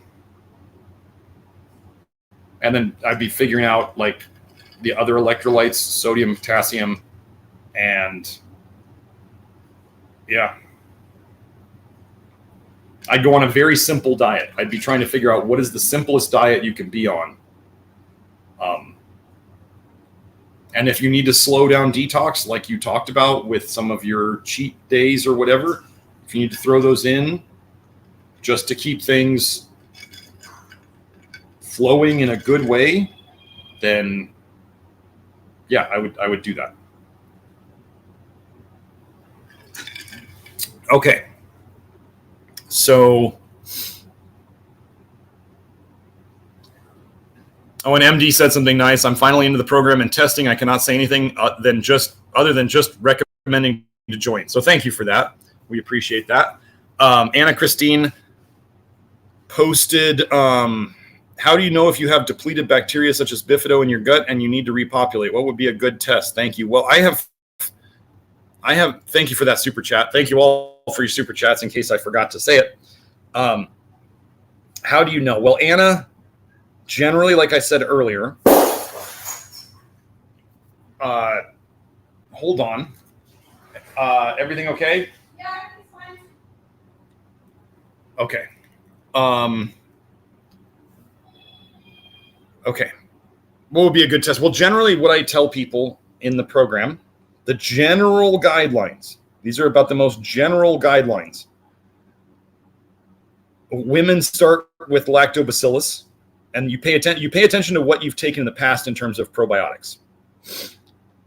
If you tend to do well with like cultured foods or fermented foods, that tends to be a sign that you do well with lactobacillus. Bifido is more, generally women do better with lactobacillus. Men tend to do better with bifido. I'm adjusting the Love Your Liver program guidelines soon because I have too many women starting with bifido and too many men starting with lactobacillus, and they're not getting very far. And the general rule of men starting with bifido and women starting with lactobacillus seems to be proving itself stronger and stronger. So I'm kind of taking away the first option of the questions that I ask, and just going men start with bifido and women start with lactobacillus. It works much better than people trying to assess it themselves. Bifido tends to, I do not advise gut biome testing. That is one of the least helpful things I have ever encountered, other than the organic acids testing. The gut biome tests are one of the least helpful things I have ever encountered. As an example, I had a guy who said he had almost zero of either lactobacillus or bifido. I don't remember which one it was. And then he tried taking that one and he felt bad. He just really felt bad. And I said, well, why don't you try taking some bifido? And he took some bifido and he felt better. And that was the one that he supposedly had tons of. And I just went, these things just make no functional sense. It's like the iodine testing, the urine testing for iodine that I used to do. And everybody would come up deficient in some way according to the lab. So if you took the test, you were deficient. And I was like, this is a money-making game. This is not accurate. This is not helpful. Because why do I need to run the test if everybody's deficient? It makes no sense. So, okay. But that's basically that. So I would just, the thing with probiotics, Anna, like these gut biome tests, right? They might be 100, 200. I think I saw a gut biome test that was like $1,000.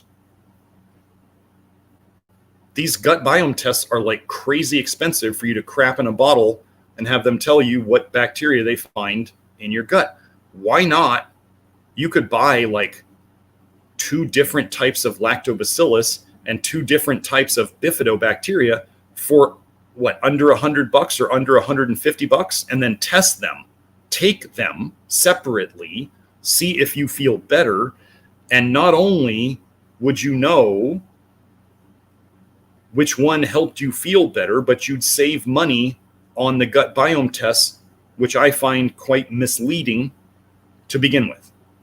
So this is one of those things where, like, I wouldn't try to diagnose, as we talked about earlier with the IP6, where the gentleman was trying to diagnose an iron overload problem by taking IP6.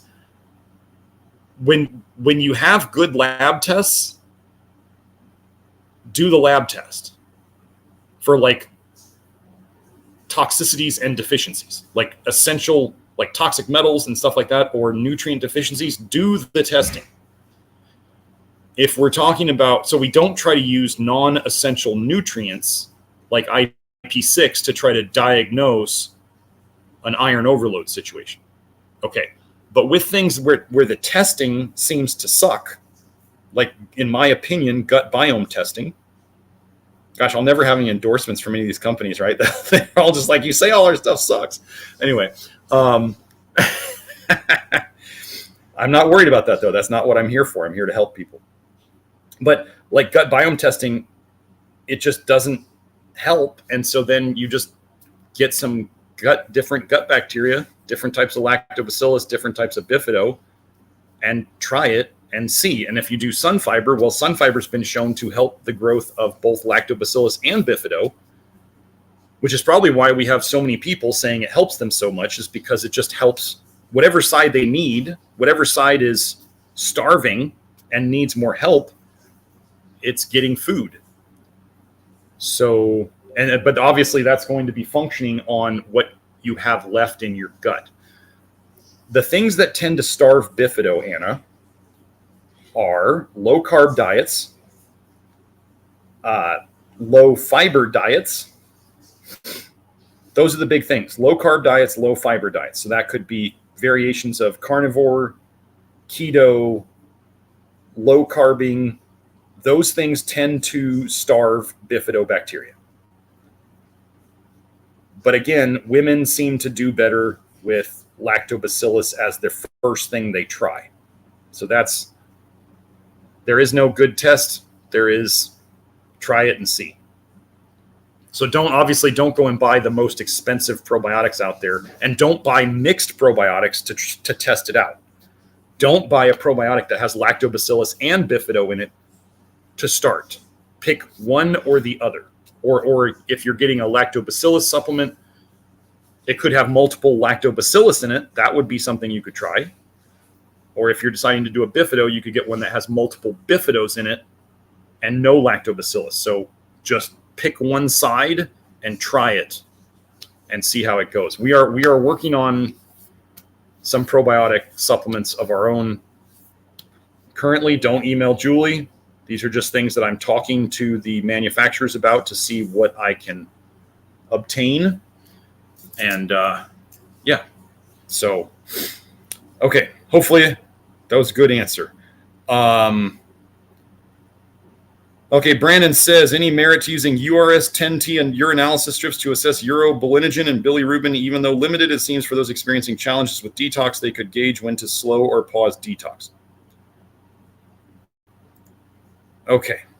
Thank you for the super chat, Brandon. I think that was the next one. I think that was the right next one. So the question is using a urine test strip to basically assess for the presence of bile in the urine. Okay. The first question with any test, any type of lab test, is, are the results going to change what you are currently doing? That is the most important question for any lab test. So if the results from the test come back, and let's just say the results from the test could come back with high or low or normal. So if the test were to come back with high or normal or low, if you knew before you ran that test that none of those results are going to change what course of action you're going to take, why'd you run the test? What does that knowledge, what does spending that money and gaining that knowledge to get an answer, that the answer doesn't change what you're going to do? What does that help anything? If you're one of those types out there, Brandon or others, who have a lot of what's called health anxiety, where like it's almost like the more tests you get, especially if they're out of range, it makes you more anxious and it gives you more things to worry about. That's not helpful, because then you've just added to your stress load which then everybody knows that the more stress you have, the sicker you're going to get. That's pretty straightforward. So doing things that are going to stress you out that you can't affect, that you have no, like, more information without any tools to fix it, is a problem for a lot of people, because it makes them more anxious. They feel more powerless. They know there's problems, but they don't know how to fix them. So that would not be a helpful situation. Now, let's say somebody is working on fixing themselves, doing our stuff, and they do this urine test strip, and they find that there is bile in their urine. Well, an important thing, if you wanted to do these types of tests, would be to, let's say, have a test before you started. So you had a baseline, a legit baseline, before you started detoxing too hard, so you could then over time monitor, and the goal would be to see less and less of this present. I mean, the goal would be, I believe it's none. We don't really want to see bilirubin or urobilinogen in the urine, but I'm not sure about those numbers. The normal probably says there should be some because everybody's sick. So seeing that would be normal. But let's say somebody does this test and they see that there's these markers in their urine, but they feel fine. Let's say they're feeling better than they were before. We often see, as people who have had high liver enzymes, like even mildly elevated liver enzymes, and they start the program and they're feeling better and their liver enzymes go up a bit. But they're feeling better in multiple ways. But their liver enzymes go up a little bit. And their liver enzymes go up a little bit. Well, their doctor, their liver doctor or their normal doctor would say, oh, whatever you're doing, you need to stop it. But then these people, if they're talking to me or my other practitioners, and they understand that this is a process of the liver fixing itself, and if they stay the course, then those liver enzymes are going to come down, which is what happens. Then what is that test going to help? What is that liver enzyme test going to help us with, other than making the person a little more questioning of what they're doing as being good for them, because the doctors and their lab tests have said that this is not good for me, even though all the other physical signs they're experiencing say it's good for them. And it's just a matter of the liver is working harder for a period of time to repair itself. And that's the way I look at liver enzymes. They are a marker of how hard the liver is working. So if people are taking in a lot of toxins and they see their liver enzymes high, that's bad, because they're taking in lots of toxins and they're making their liver work harder. Okay? Whereas if they're doing the right things and they're getting rid of toxins, but think about, like, if you want to do spring cleaning for your house, or if you want to remodel your house and you're doing it yourself, you're going to be working harder than normal for a period of time to fix the damage, to put in the new stuff, to create new liver tissue, to get rid of the old liver tissue, to get rid of the toxins. So if they see their liver enzymes go up a little bit while they're doing the right thing and they're feeling better, they're accomplishing things. They're getting the remodeling done. They're getting the spring cleaning done. They're seeing the house slowly become cleaner and the way they want it. But it's still not done yet, then it's just not done yet. And then when it's done, the liver enzymes go down further than they ever were before, and they're down in the low normal range. And now their symptoms are gone and the liver enzymes have come back down. So this is the issue with lab tests, is if somebody was, let's say, doing the program and they saw these go up a little bit in their urine, but they're feeling better in multiple ways, and then we try to make some sort of generic, oh, if you see these go up, then you're pushing detox too hard and you should stop, without listening to the symptom feedback from the people at all, then they might slow down the process when they really didn't need to. This is why we just look at the symptoms and we say, if you are feeling worse than you choose to, or if you feel worse If you're going along and things are getting better, and then all of a sudden you start upping your soluble fiber, or you start upping your agitators and you feel worse, then you're pushing something too hard, or your liver has gotten healthier and now it's making even more bile, and you may be feeling bad because of that. The system hasn't adapted to that yet, so you calm down and you start reducing some of the agitators so that you don't feel bad. Brandon, we could run, this is the thing about like functional medicine folks. Those of you who have been to functional medicine doctors, they will happily run $500, $600, $800, $1,000 worth of tests on you. I don't even want to think of how much these tests cost nowadays after Biden inflation has been going on, but they will gladly run hundreds, if not thousands of dollars of tests on you.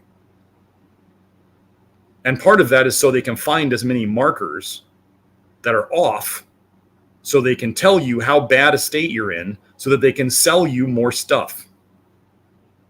I took plenty of functional medicine courses. I'm very familiar with functional medicine. I don't do it. I would say technically what I do is quote unquote functional medicine. Yes, but I'm doing it with essential nutrients with a grand paradigm in mind of like toxic bile theory or toxic bile paradigm as it may turn into. Mike Roberto suggested that name because it's better than theory, I think.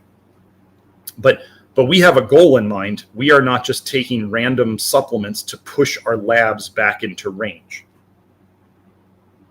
Because then, let's say, Brandon, if you went ahead with this, you might say, oh gosh, urobilinogen is high, and this herb or this supplement or whatever, things that we don't normally use, lowers it. Okay, well, what's that actually doing? Are we trying to just lower the urobilinogen, or are we trying to fix the liver and the leaky bile and the toxicity, because that's what's driving the urobilinogen to be high? It might be an inexpensive test, but it also allows for people to potentially make more mistakes because they're trying to treat the labs and not treat the underlying cause, which is what we do. So that's my thought on that.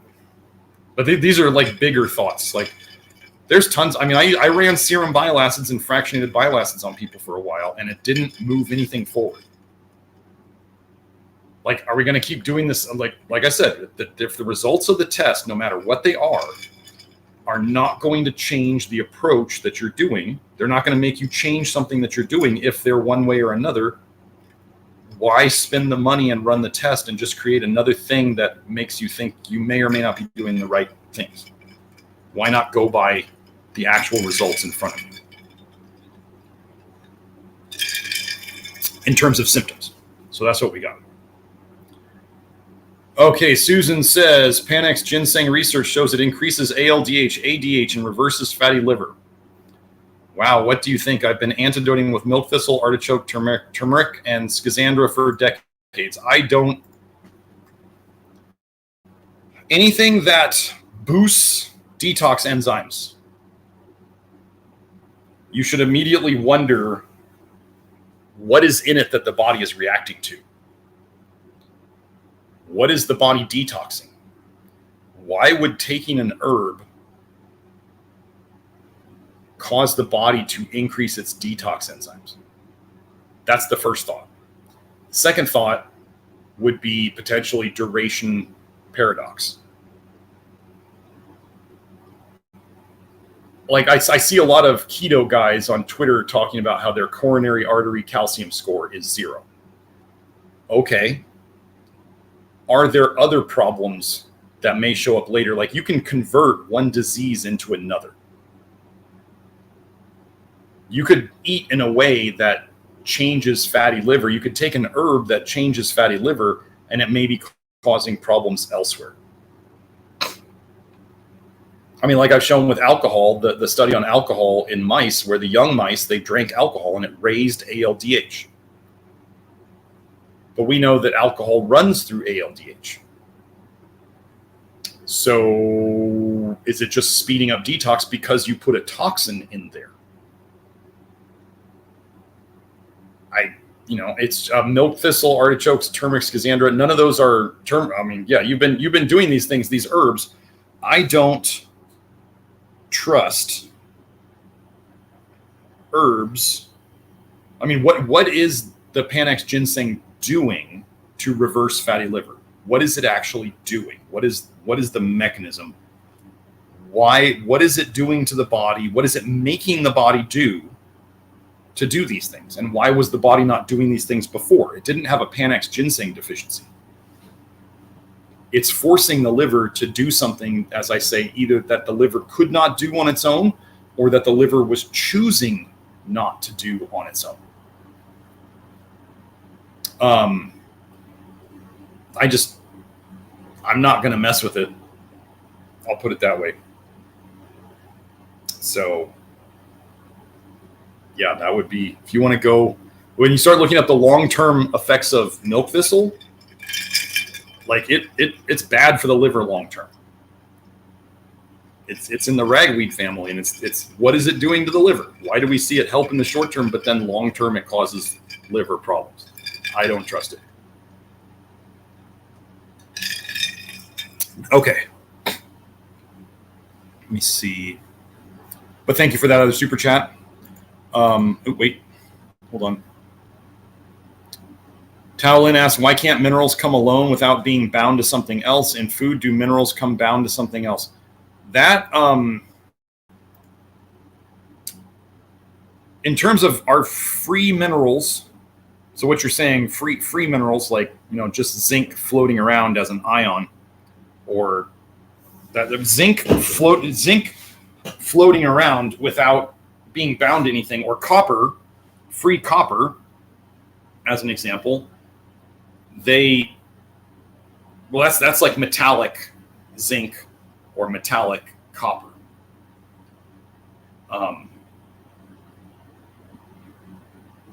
Why do they, are they bound to amino acids, let's say, in foods, versus are they free? I actually don't know how much, in terms of how much each one of those is going on. I have not looked into that. But why are they bound to let's say amino acids or other compounds in supplements?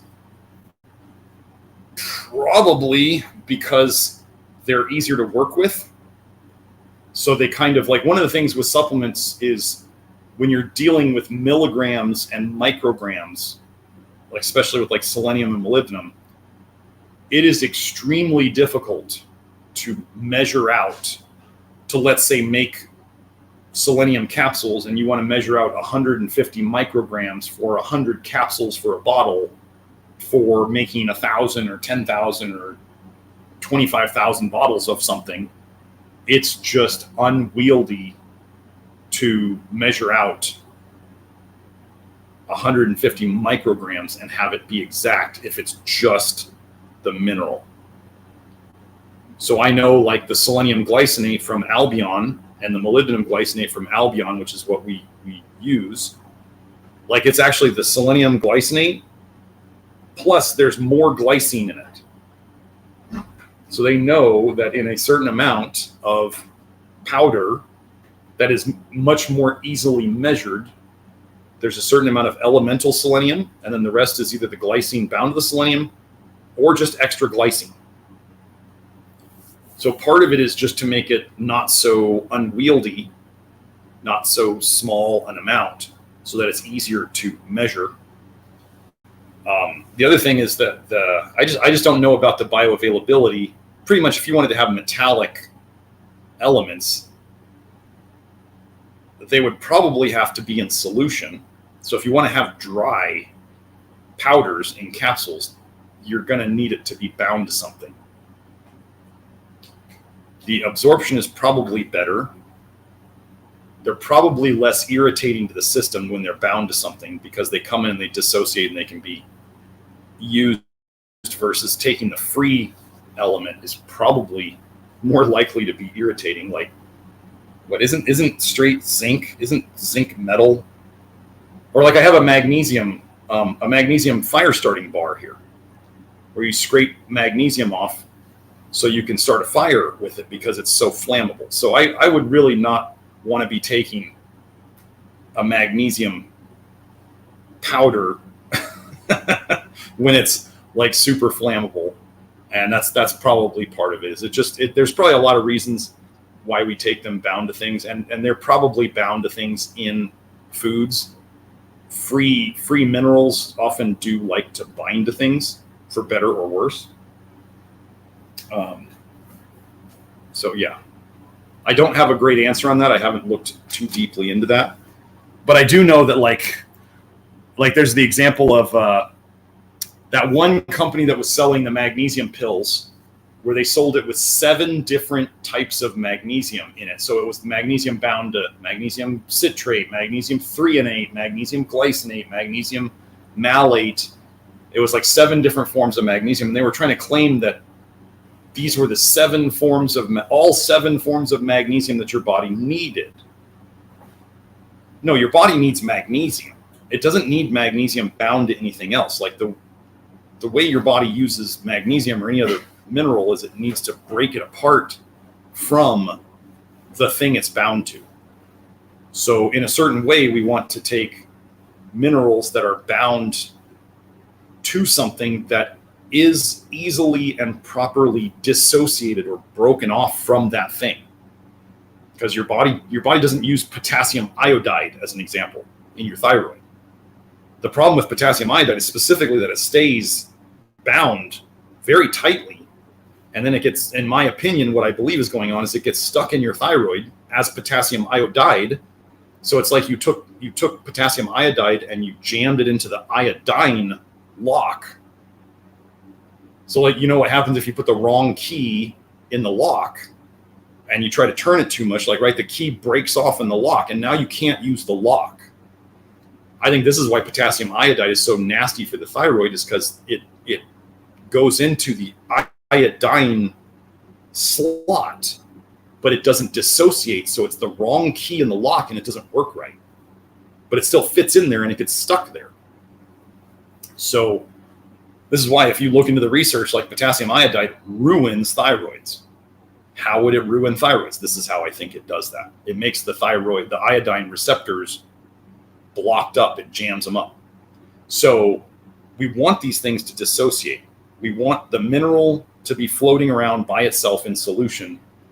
I believe the amino acids and the other things that we bind to them, whether it's like zinc citrate bound to citric acid, or magnesium citrate bound to citric acid, or magnesium malate bound to malic acid, we want these things to dissociate and then not have the thing that we have the mineral and then the compound that it's bound to. The compound does its own actions. We can never forget that the compound it's bound to does its own thing. So if you felt bad on one mineral, like I'm just going to throw out, you didn't feel good on magnesium citrate, but you feel good on magnesium malate. It's not the magnesium, it's the thing it's bound to that probably caused that reaction. So we can't ever separate the fact that the compound it's bound to is going to have its own actions as well. But in terms of how it occurs in nature, versus how it occurs in supplements, I have not looked into that too much. Sorry about that, Tao. Very good question, though. So Kelsey might have more on that if she was here answering, but she's not. So, okay. Oh, Susan, look up liver injury. For liver injury, milk thistle or syllabum. Do the first. Susan Stewart says, I've been looking up all the immune boosting liver, adrenal, thyroid, brain support herbs. My natural health product education is a fail.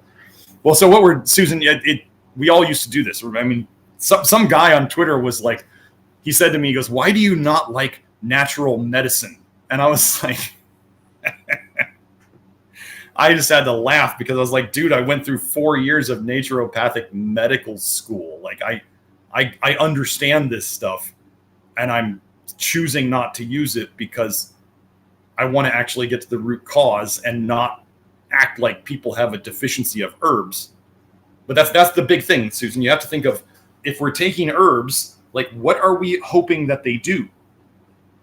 Like no one has an herb deficiency. No one has a milk thistle deficiency. So if something's causing their liver problems and they take milk thistle and it does something, but they have to keep, but if they stop the milk thistle, their liver problems come back and they usually come back worse Because what was going on the whole time when they were taking the milk thistle is the person then didn't have to address the root cause. They didn't even have to touch it. They felt better, right? They're like, oh, cool, great. I can just pop these pills each day and my liver enzymes look better and my doctor's happier and maybe some of their symptoms went away. So they don't change what they're doing. And so over time, their liver is slowly, because the root cause is still there, their liver is slowly getting worse and worse and worse. So that means whenever the person then removes the milk thistle, the root problem is still there. They take off the Band-Aid, they take away the cover-up, and the problem shows up again, and it's worse than it was before. The same thing happens with hormone replacement therapy, folks. They take away the hormones. Oh, I feel even worse than I used to. So they get back on the hormones because the hormones were just covering up the root problem. And then the person can never get off the hormones or the herb or whatever. But then eventually the cover-up doesn't work anymore because the underlying root cause problem has festered and festered and festered and gotten worse until the herb, the Band-Aid, it's a gaping wound now, and the Band-Aid doesn't cover it up anymore. So this is why we are trying to work on these root causes of the problems, which is the simplified thing is toxicities and deficiencies. Could an herb that somebody's taking contribute to toxicities and deficiencies? Absolutely. Could hormone replacement therapy? Everybody knows that hormone replacement therapy is hard on the liver. So if you're causing issues for the liver because you're giving it, hormones are like some of the biggest and most complex things that the liver has to quote unquote detox and break down. So we are now giving this, if somebody has hormone problems as an example, they already have liver problems. That's where the hormone problems came from at the root cause. So if we give them more hormones, we've now given their liver that was already struggling more work. Here's a theory for you. Could the body have down-regulated its hormone productions because the liver is not doing well? And so by giving the liver less work to do on the hormones, the body is trying to help the liver to get a break, or at least to not, that's the one, let's say that's one of the things the body has control over. And it says, we got too much work for this liver to do. Let's lower the hormones that it has to process because we have control of that. We can't seem to control this person eating all these toxins, doing all these toxic things, having all these nutrient deficiencies. We can't fix that. But we can lower our hormones so that our liver doesn't burn out as quick, because if the liver's gone, we're gone. So this is just I don't know that this is what goes on, but it's a theory that seems to, it makes sense in this framework. But yeah, taking more and more herbs, you're giving your body more and more things to process. Same thing with hormones, same things with all these things that are not essential nutrients. So that's one of the things we try to do, is we're trying to unload the liver and give it less to do so that it can recover itself. We're not trying to put nitrous on a crappy engine and then run the engine that's crappy harder just to make labs look better. Okay.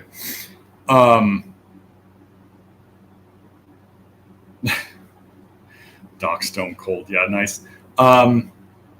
So let me see. I think, is that all the super chats? Thank you for all the super chats, folks. That's really great. Joe, did we get to all of them, I think, or do we have one? Nope. Okay.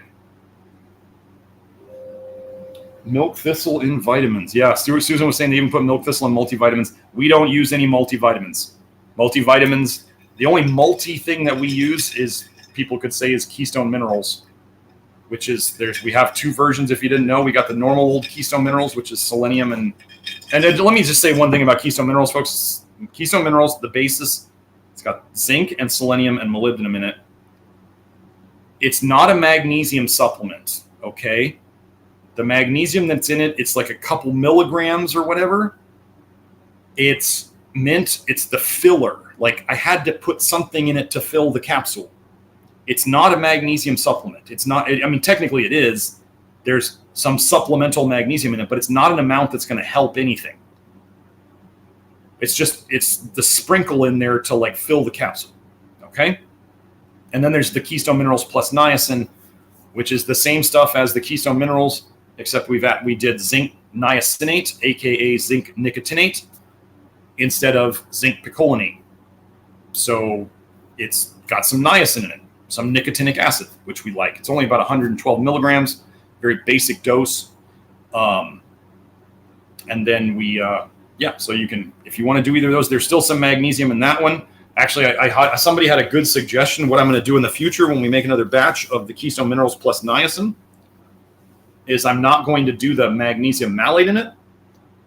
I'm going to make the filler, the little bit of filler that we need. I'm just going to put in some extra nicotinic acid. I'm just going to put some extra flesh niacin in there to fill out the capsule.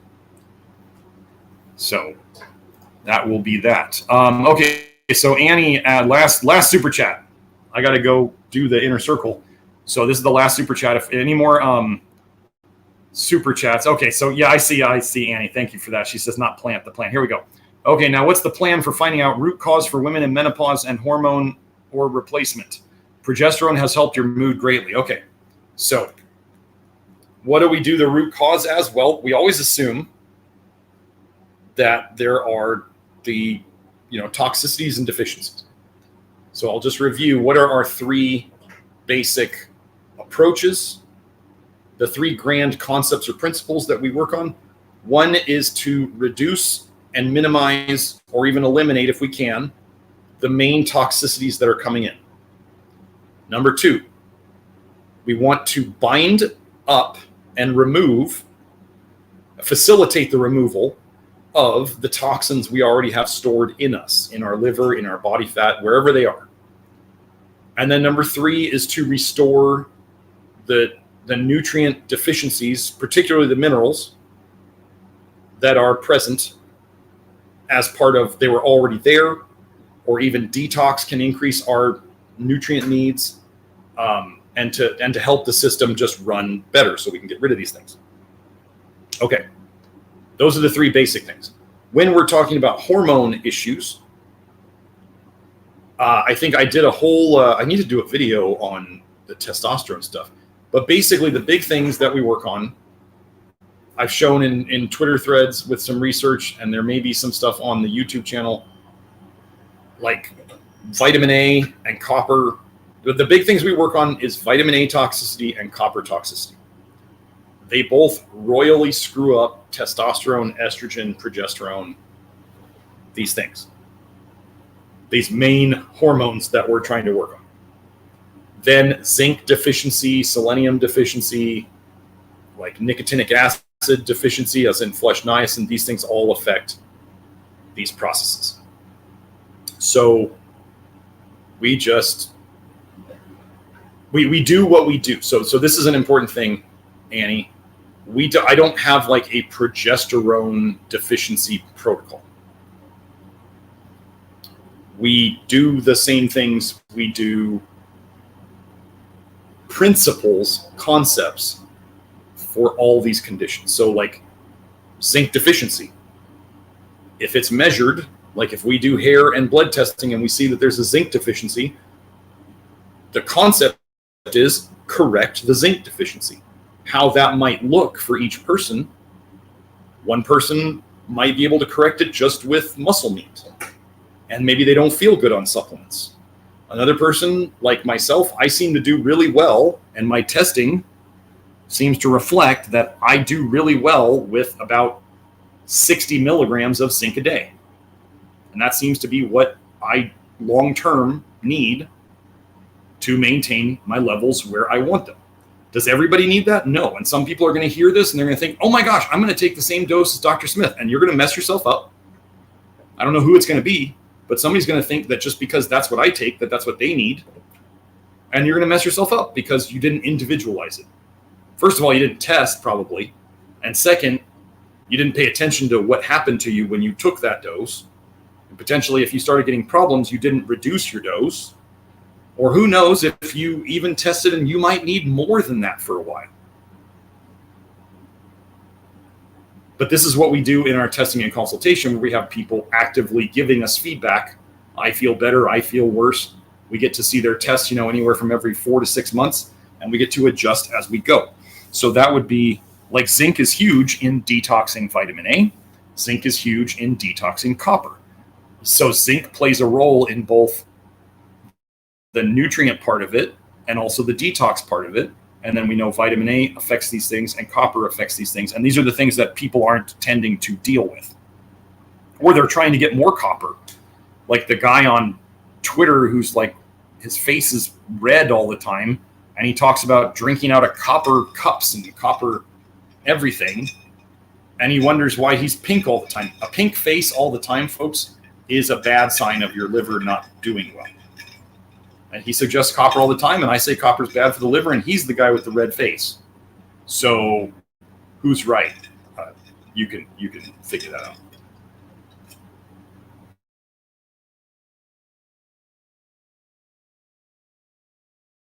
out. So yeah. So progesterone, okay, so there's an important thing to know about progesterone. Progesterone toxicity is a very real thing. If you are taking, Annie, if you are taking more progesterone, because a lot of natural doctors prescribe these mega doses of progesterone because they want these women to feel something. You have to remember, if people aren't fixing the root cause of things, and people don't know that they're going in to fix the root cause of things, the doctors want you to feel something. Because then that's placebo effect. Like, ooh, I feel something working. So they want you to feel something. So they would almost rather put you on a bigger dose than you need, so you feel something, so you're more likely to feel something, because they want something to change. They want you to feel better. So they do that, and then you can, if you are taking in more progesterone than your liver can process, you will start storing progesterone in your fat. You can look this up. We store, guys, there's research on this. I need to go over this in the future, but we store bile acids in our fat. We store hormones in our fat. We store fat-soluble toxins in our fat, which is weird that we start saying we store hormones in our fat and then we store fat-soluble toxins in our fat. Hormones are a very strange thing. I don't think we understand hormones and what they actually are and what they're doing. I'm not going to say I know what. Here's the thing that people don't understand. I don't have to know exactly what they're doing. I just have to know that the story about them is not quite right. It's like the story of fat-soluble vitamins. I can smell BS. I don't have to know what the right answer is. Like, I know NASA lies to us. I don't have to know what the answer is to know NASA lies to us, okay? It doesn't mean I'm going to say anything about what shape the planet is, but I know NASA lies to us. So that's where you need to be able to smell out the BS. And maybe you don't have the answer yet, or you can't explain all the mechanisms, but you can smell the BS. So, progesterone. Go look up progesterone toxicity. Have fun searching the internet on that one. So can it help? Yes. I mean, that's the whole basis. The thing we must remember about conventional medicine and pharma cartel medicine. What do? They give us poisons to change our symptoms. That is the basis of their medicine. Funny thing, the only nutrient that conventional medicine has really ever gotten into is vitamin D3, which is sold as rat poison.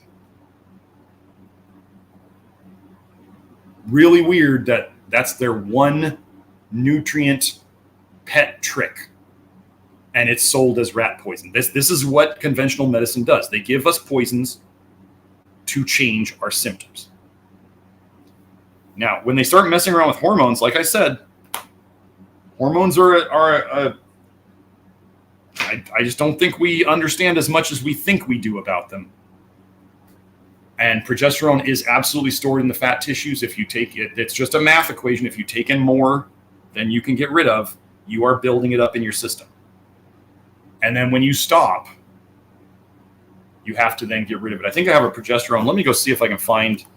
I do have a progesterone toxicity article. Some of the links are now gone. I can't find some of the links on that page, but let me go see if I can.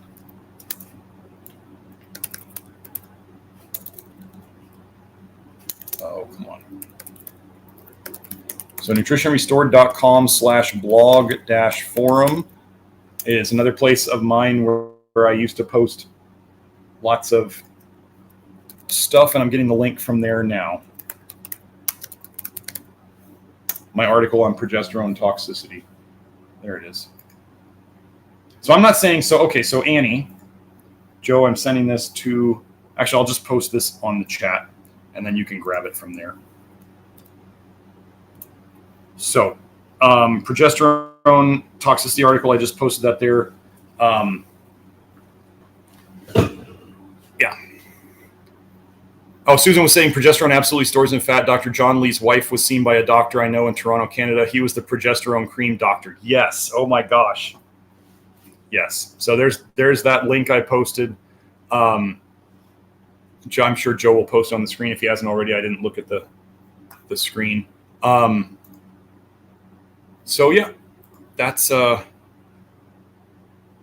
yeah. So Susan was saying HRT testing is useless. High can mean low and vice versa. Complicated. Again, just like the gut biome testing, right? It's just like you get this testing back and they're like, well, we want you to be here and you're here. And so you need to take this, and you take it and then you feel worse taking it. And then you have people go to their doctors and their doctors are like, well, your thyroid hormone's low or high or whatever. And the person says, I have no symptoms. And the doctor goes, well, your TSH is not where we want it. So we're going to give you thyroid or do less thyroid. And then they adjust it. And then you go, I feel worse now. And the doctor goes, but that's not what your lab said. If you are going to a practitioner who bases their treatment of you completely around your labs and they do not listen to any of the words that come out of your mouth, you are in the wrong place. We always listen to the symptoms first, the labs second. A huge example of this that you want to avoid would be like those functional medicine doctors. Because remember, I took multiple courses in functional medicine. I did it for a while on people. I abandoned it because of what you're about to hear. So you guys, some of you have done this. You go to the functional medicine doctor. You spend hundreds of dollars on their consult, on their testing, and you leave there with like 4, 5, 6, 8 bottles of supplements. You got to take like 25 pills a day. And powders, like shakes, all these crappy like rice protein, garbage, multivitamin shakes. And you go home and you take them, and then they say, I want to see you again in 2 months or 3 months or whatever. And they run all these labs on you again, and you come in, and this is what happens most times, and some of you can tell me if this happened to you. You go in, and they're like trying to tell you that your labs look better, and maybe they do. Maybe your labs are more in range. But most of the time, the person is sitting there, the patient is saying, I don't feel any different. They say, I don't feel any different. And maybe they're like, oh, you're going to feel better soon. Oh my gosh, the doctors who do that, like, oh, it's going to happen soon. And you're like, it's been 2 months. And then you keep going back and they keep testing and they keep telling you you're going to feel better soon. And you're like, why am I spending $300 a month on pills to not feel better? When is this going to kick in? Or there's like the lady who worked with Dr. Lawrence Wilson of hair testing fame for 2 years, who nearly lost her marriage because she was in such a bad state of health, and they just kept telling her she was detoxing and retracing for 2 years straight, and she never got better. So anybody who drags you along telling you you're gonna feel better eventually, like I'll tell you, you may not feel better doing what here's me saying, some people start feeling better immediately on this stuff, like within a week or two. Something's better. Some people, it takes them 2 months, 3 months, maybe even up to 6 months to start feeling better. But usually they're noticing something is improving along the way.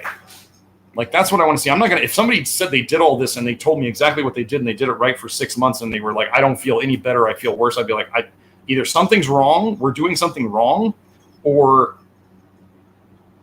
something's not right here. That's what I would say. I would say I'm missing something. Okay? I don't blame the patient. I say maybe I'm missing something. So it's a very different approach. It takes a lot of accountability, which I'm happy to do. But yeah, just don't let them drag you on and have you take tons and tons of pills. And they never take, if they don't take anything away, most of health these days is taking away the bad things. It's not so much taking more and more supplements. It's taking away the bad things that you're putting in, whether you know about it or whether you don't know about it. Like the things most people don't know about is all the copper and all the vitamin A they're putting in, whether purposely or on accident. And we just have to educate them to not do that. And then they often start feeling better. So let me wrap this up. Susan asked if iodine sensitizes the progesterone receptor. Would nascent iodine be a good idea to try? I am not going to say anything publicly about iodine right now. Iodine is something that people can very, very easily screw themselves up on. So I do not, Murphy's Law kind of thing. People will take a bit of good advice and screw it all up. So I'm not going to talk about iodine here. I would not ever use potassium iodide, though. I will say that. Annie had a couple more comments. She says, it all makes so much sense, so much learning and undoing to do. Thank you. You are very welcome. She said, you're so right, Garrett. I've seen one, and she's all labs and testing and then doesn't even consider how I feel. So see, these things, I've done these things. I was never that person. One of the reasons I ditched functional medicine was because I'm running all these labs, and I don't like making people spend hundreds or thousands of dollars on labs to then have them come back after I did all the things that the functional medicine said to do. I gave them the supplements and their labs look better. And they're sitting in front of me saying, I don't feel any better. I cannot ethically continue to do that. Like, I need some sort of results to be happening. And if they're not, then that's why I got out of functional medicine. So I was like, I'm not here just to change your labs to have you not feel different. I'm here to have you feel better. And then your labs come into line. That's the goal. And that's where I finally got to. It took me, 20 years in practice, or what is it? When did I start? 2006. So yeah, 18 years in practice. And, over the last 6 years, I finally really figured it out with the vitamin A thing.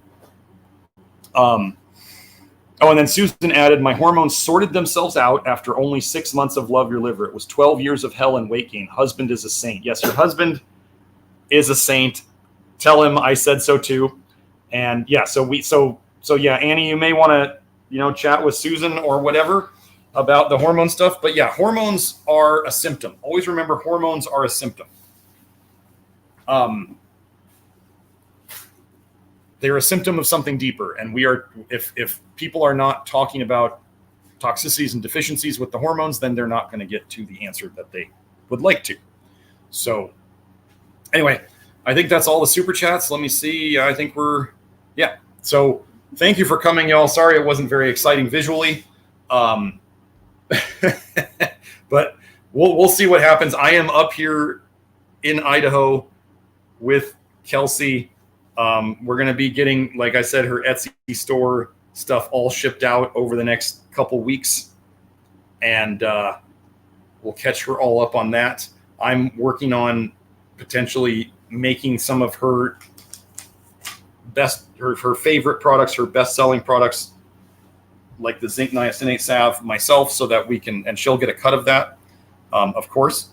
And anyway, so we're doing all that. We'll be doing the seminar hopefully early November. If you want to get on the list to be notified about it, we'll have a sign up page very soon here. But you can email Julie, admin@nutritiondetective.com. Again, that's admin@nutritiondetective.com.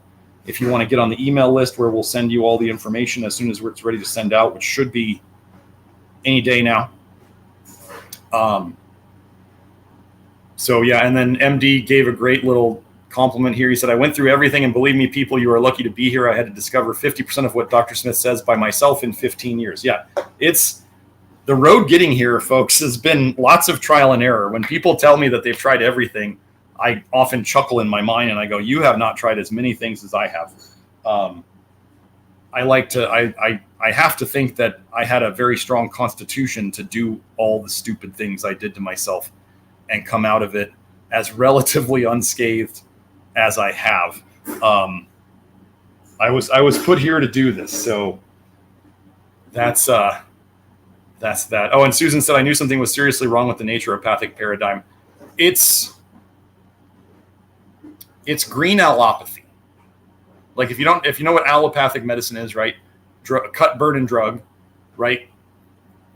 Naturopathic medicine is a lot of green allopathic medicine or green allopathy, where they say, oh, if you have dry eyes, take this herb. And it's not that. The modern naturopathic paradigm, Susan, yeah. I mean, if y'all want to know how much the naturopathic, the licensed naturopathic medical paradigm, the center, like my old school, Southwest College of Naturopathic Medicine, which has now changed their name. I forget what the new name is because I just don't really care that much. But my old school, during the COOF, they required all of the student clinicians, and I think probably all the doctors there, to get the jab. This is a naturopathic medical school, requiring all the students to get the jab to be able to go into clinic, or they had to do the nasal swab every day they were supposed to go into clinic. So if they had clinic 3 days a week, they had to do 3 tests a week. That is how far the licensed naturopathic medical profession has fallen from their original guidelines. And this is because it's been infected with conventional medicine, because they want to be legit. They want to take insurance. They want to take health insurance. They want to get money from everywhere they can. And so they will bend the knee and do this to make everybody happy. They will not fight. I knew something was going very wrong in the naturopathic world when at one of our conventions, all the keynote speakers at the Naturopathic National Convention were MDs, not NDs, not naturopathic doctors. They were MDs. We had to sit there and be motivated and lectured to by MDs. That is when I knew that the stench was fully there and it was not going away. So yeah. Oh, and Susan says that NDs will recommend vitamin A for dry eyes. Yes, they use, you have to remember, most medicine these days is using a toxin to suppress a symptom. So if you're tired, if you drink a ton of caffeine and you're tired, what do you do to fix it? You drink some more caffeine, right? You take more of the poison that caused the problem to fix the problem for a little while, and then the problem comes back. Oh, yeah, and Christine says naturopathic medicine simply resort to allopathic medicine for infectious diseases. Yes, they have no faith in what they're doing. And the thing you must remember about most natural medicine, quote unquote natural medicine, something like 70% of drug compounds, pharmaceutical compounds, are based on plant compounds. They're just tweaked so that they can get a patent and so they can make it stronger. So herbal medicine commonly is just weak pharmaceutical medicine. So it being weaker means there's less side effects. So people will say, oh, but herbs have so many fewer side effects than pharmaceutical medicine. That's because herbs are weaker. They're still acting like a drug. Remember, you don't have an herb deficiency. So if you're taking herbs, you're taking them for very specific compounds in them that do things. So herbs are less effective and less side effects than pharmaceutical herbs. So if doctors were using lots of drug-like compounds in natural medicine, even though they say they're natural, but they're drug-like, when you come up against something strong, you have to move up a level, which would then be the pharmaceutical meds, which are stronger, but then have more side effects, but they're still based on the same compounds. You get it? It's all the same tools and tricks. It's just one, when you really want it to shut down detox, you have to go pharmaceutical, because that's the strongest thing you can do to shut down detox. So yeah, that's what he got. Oh yeah, MD said my girlfriend was about to use Accutane, and I was like, "Don't. I love you with your acne, but don't do that." Yes, don't. Please don't ever take Accutane. Oh my gosh, that's never worth it. Okay, so I'm gonna wrap it up. Hope you all had a good time. Let me find where I'm at with all of this stuff, and then yeah. So get in touch with Julie if you want to get on the seminar list. And we'll see you next week. I may or may not have my camera on next week because we don't have enough bandwidth to have the camera. So hope you enjoyed the audio. Otherwise, yeah, nutritiondetective.com is our main site. You want the Love Your Liver program, the Do-It-Yourself program, that's members.nutritiondetective.com. And then you can find me on Twitter at NutriDetect, NutriDetect. And then we'll be back here next week, same time. Same bat time, same bat channel, and y'all have a good week. I'm going to do the inner circle now. Okay, bye.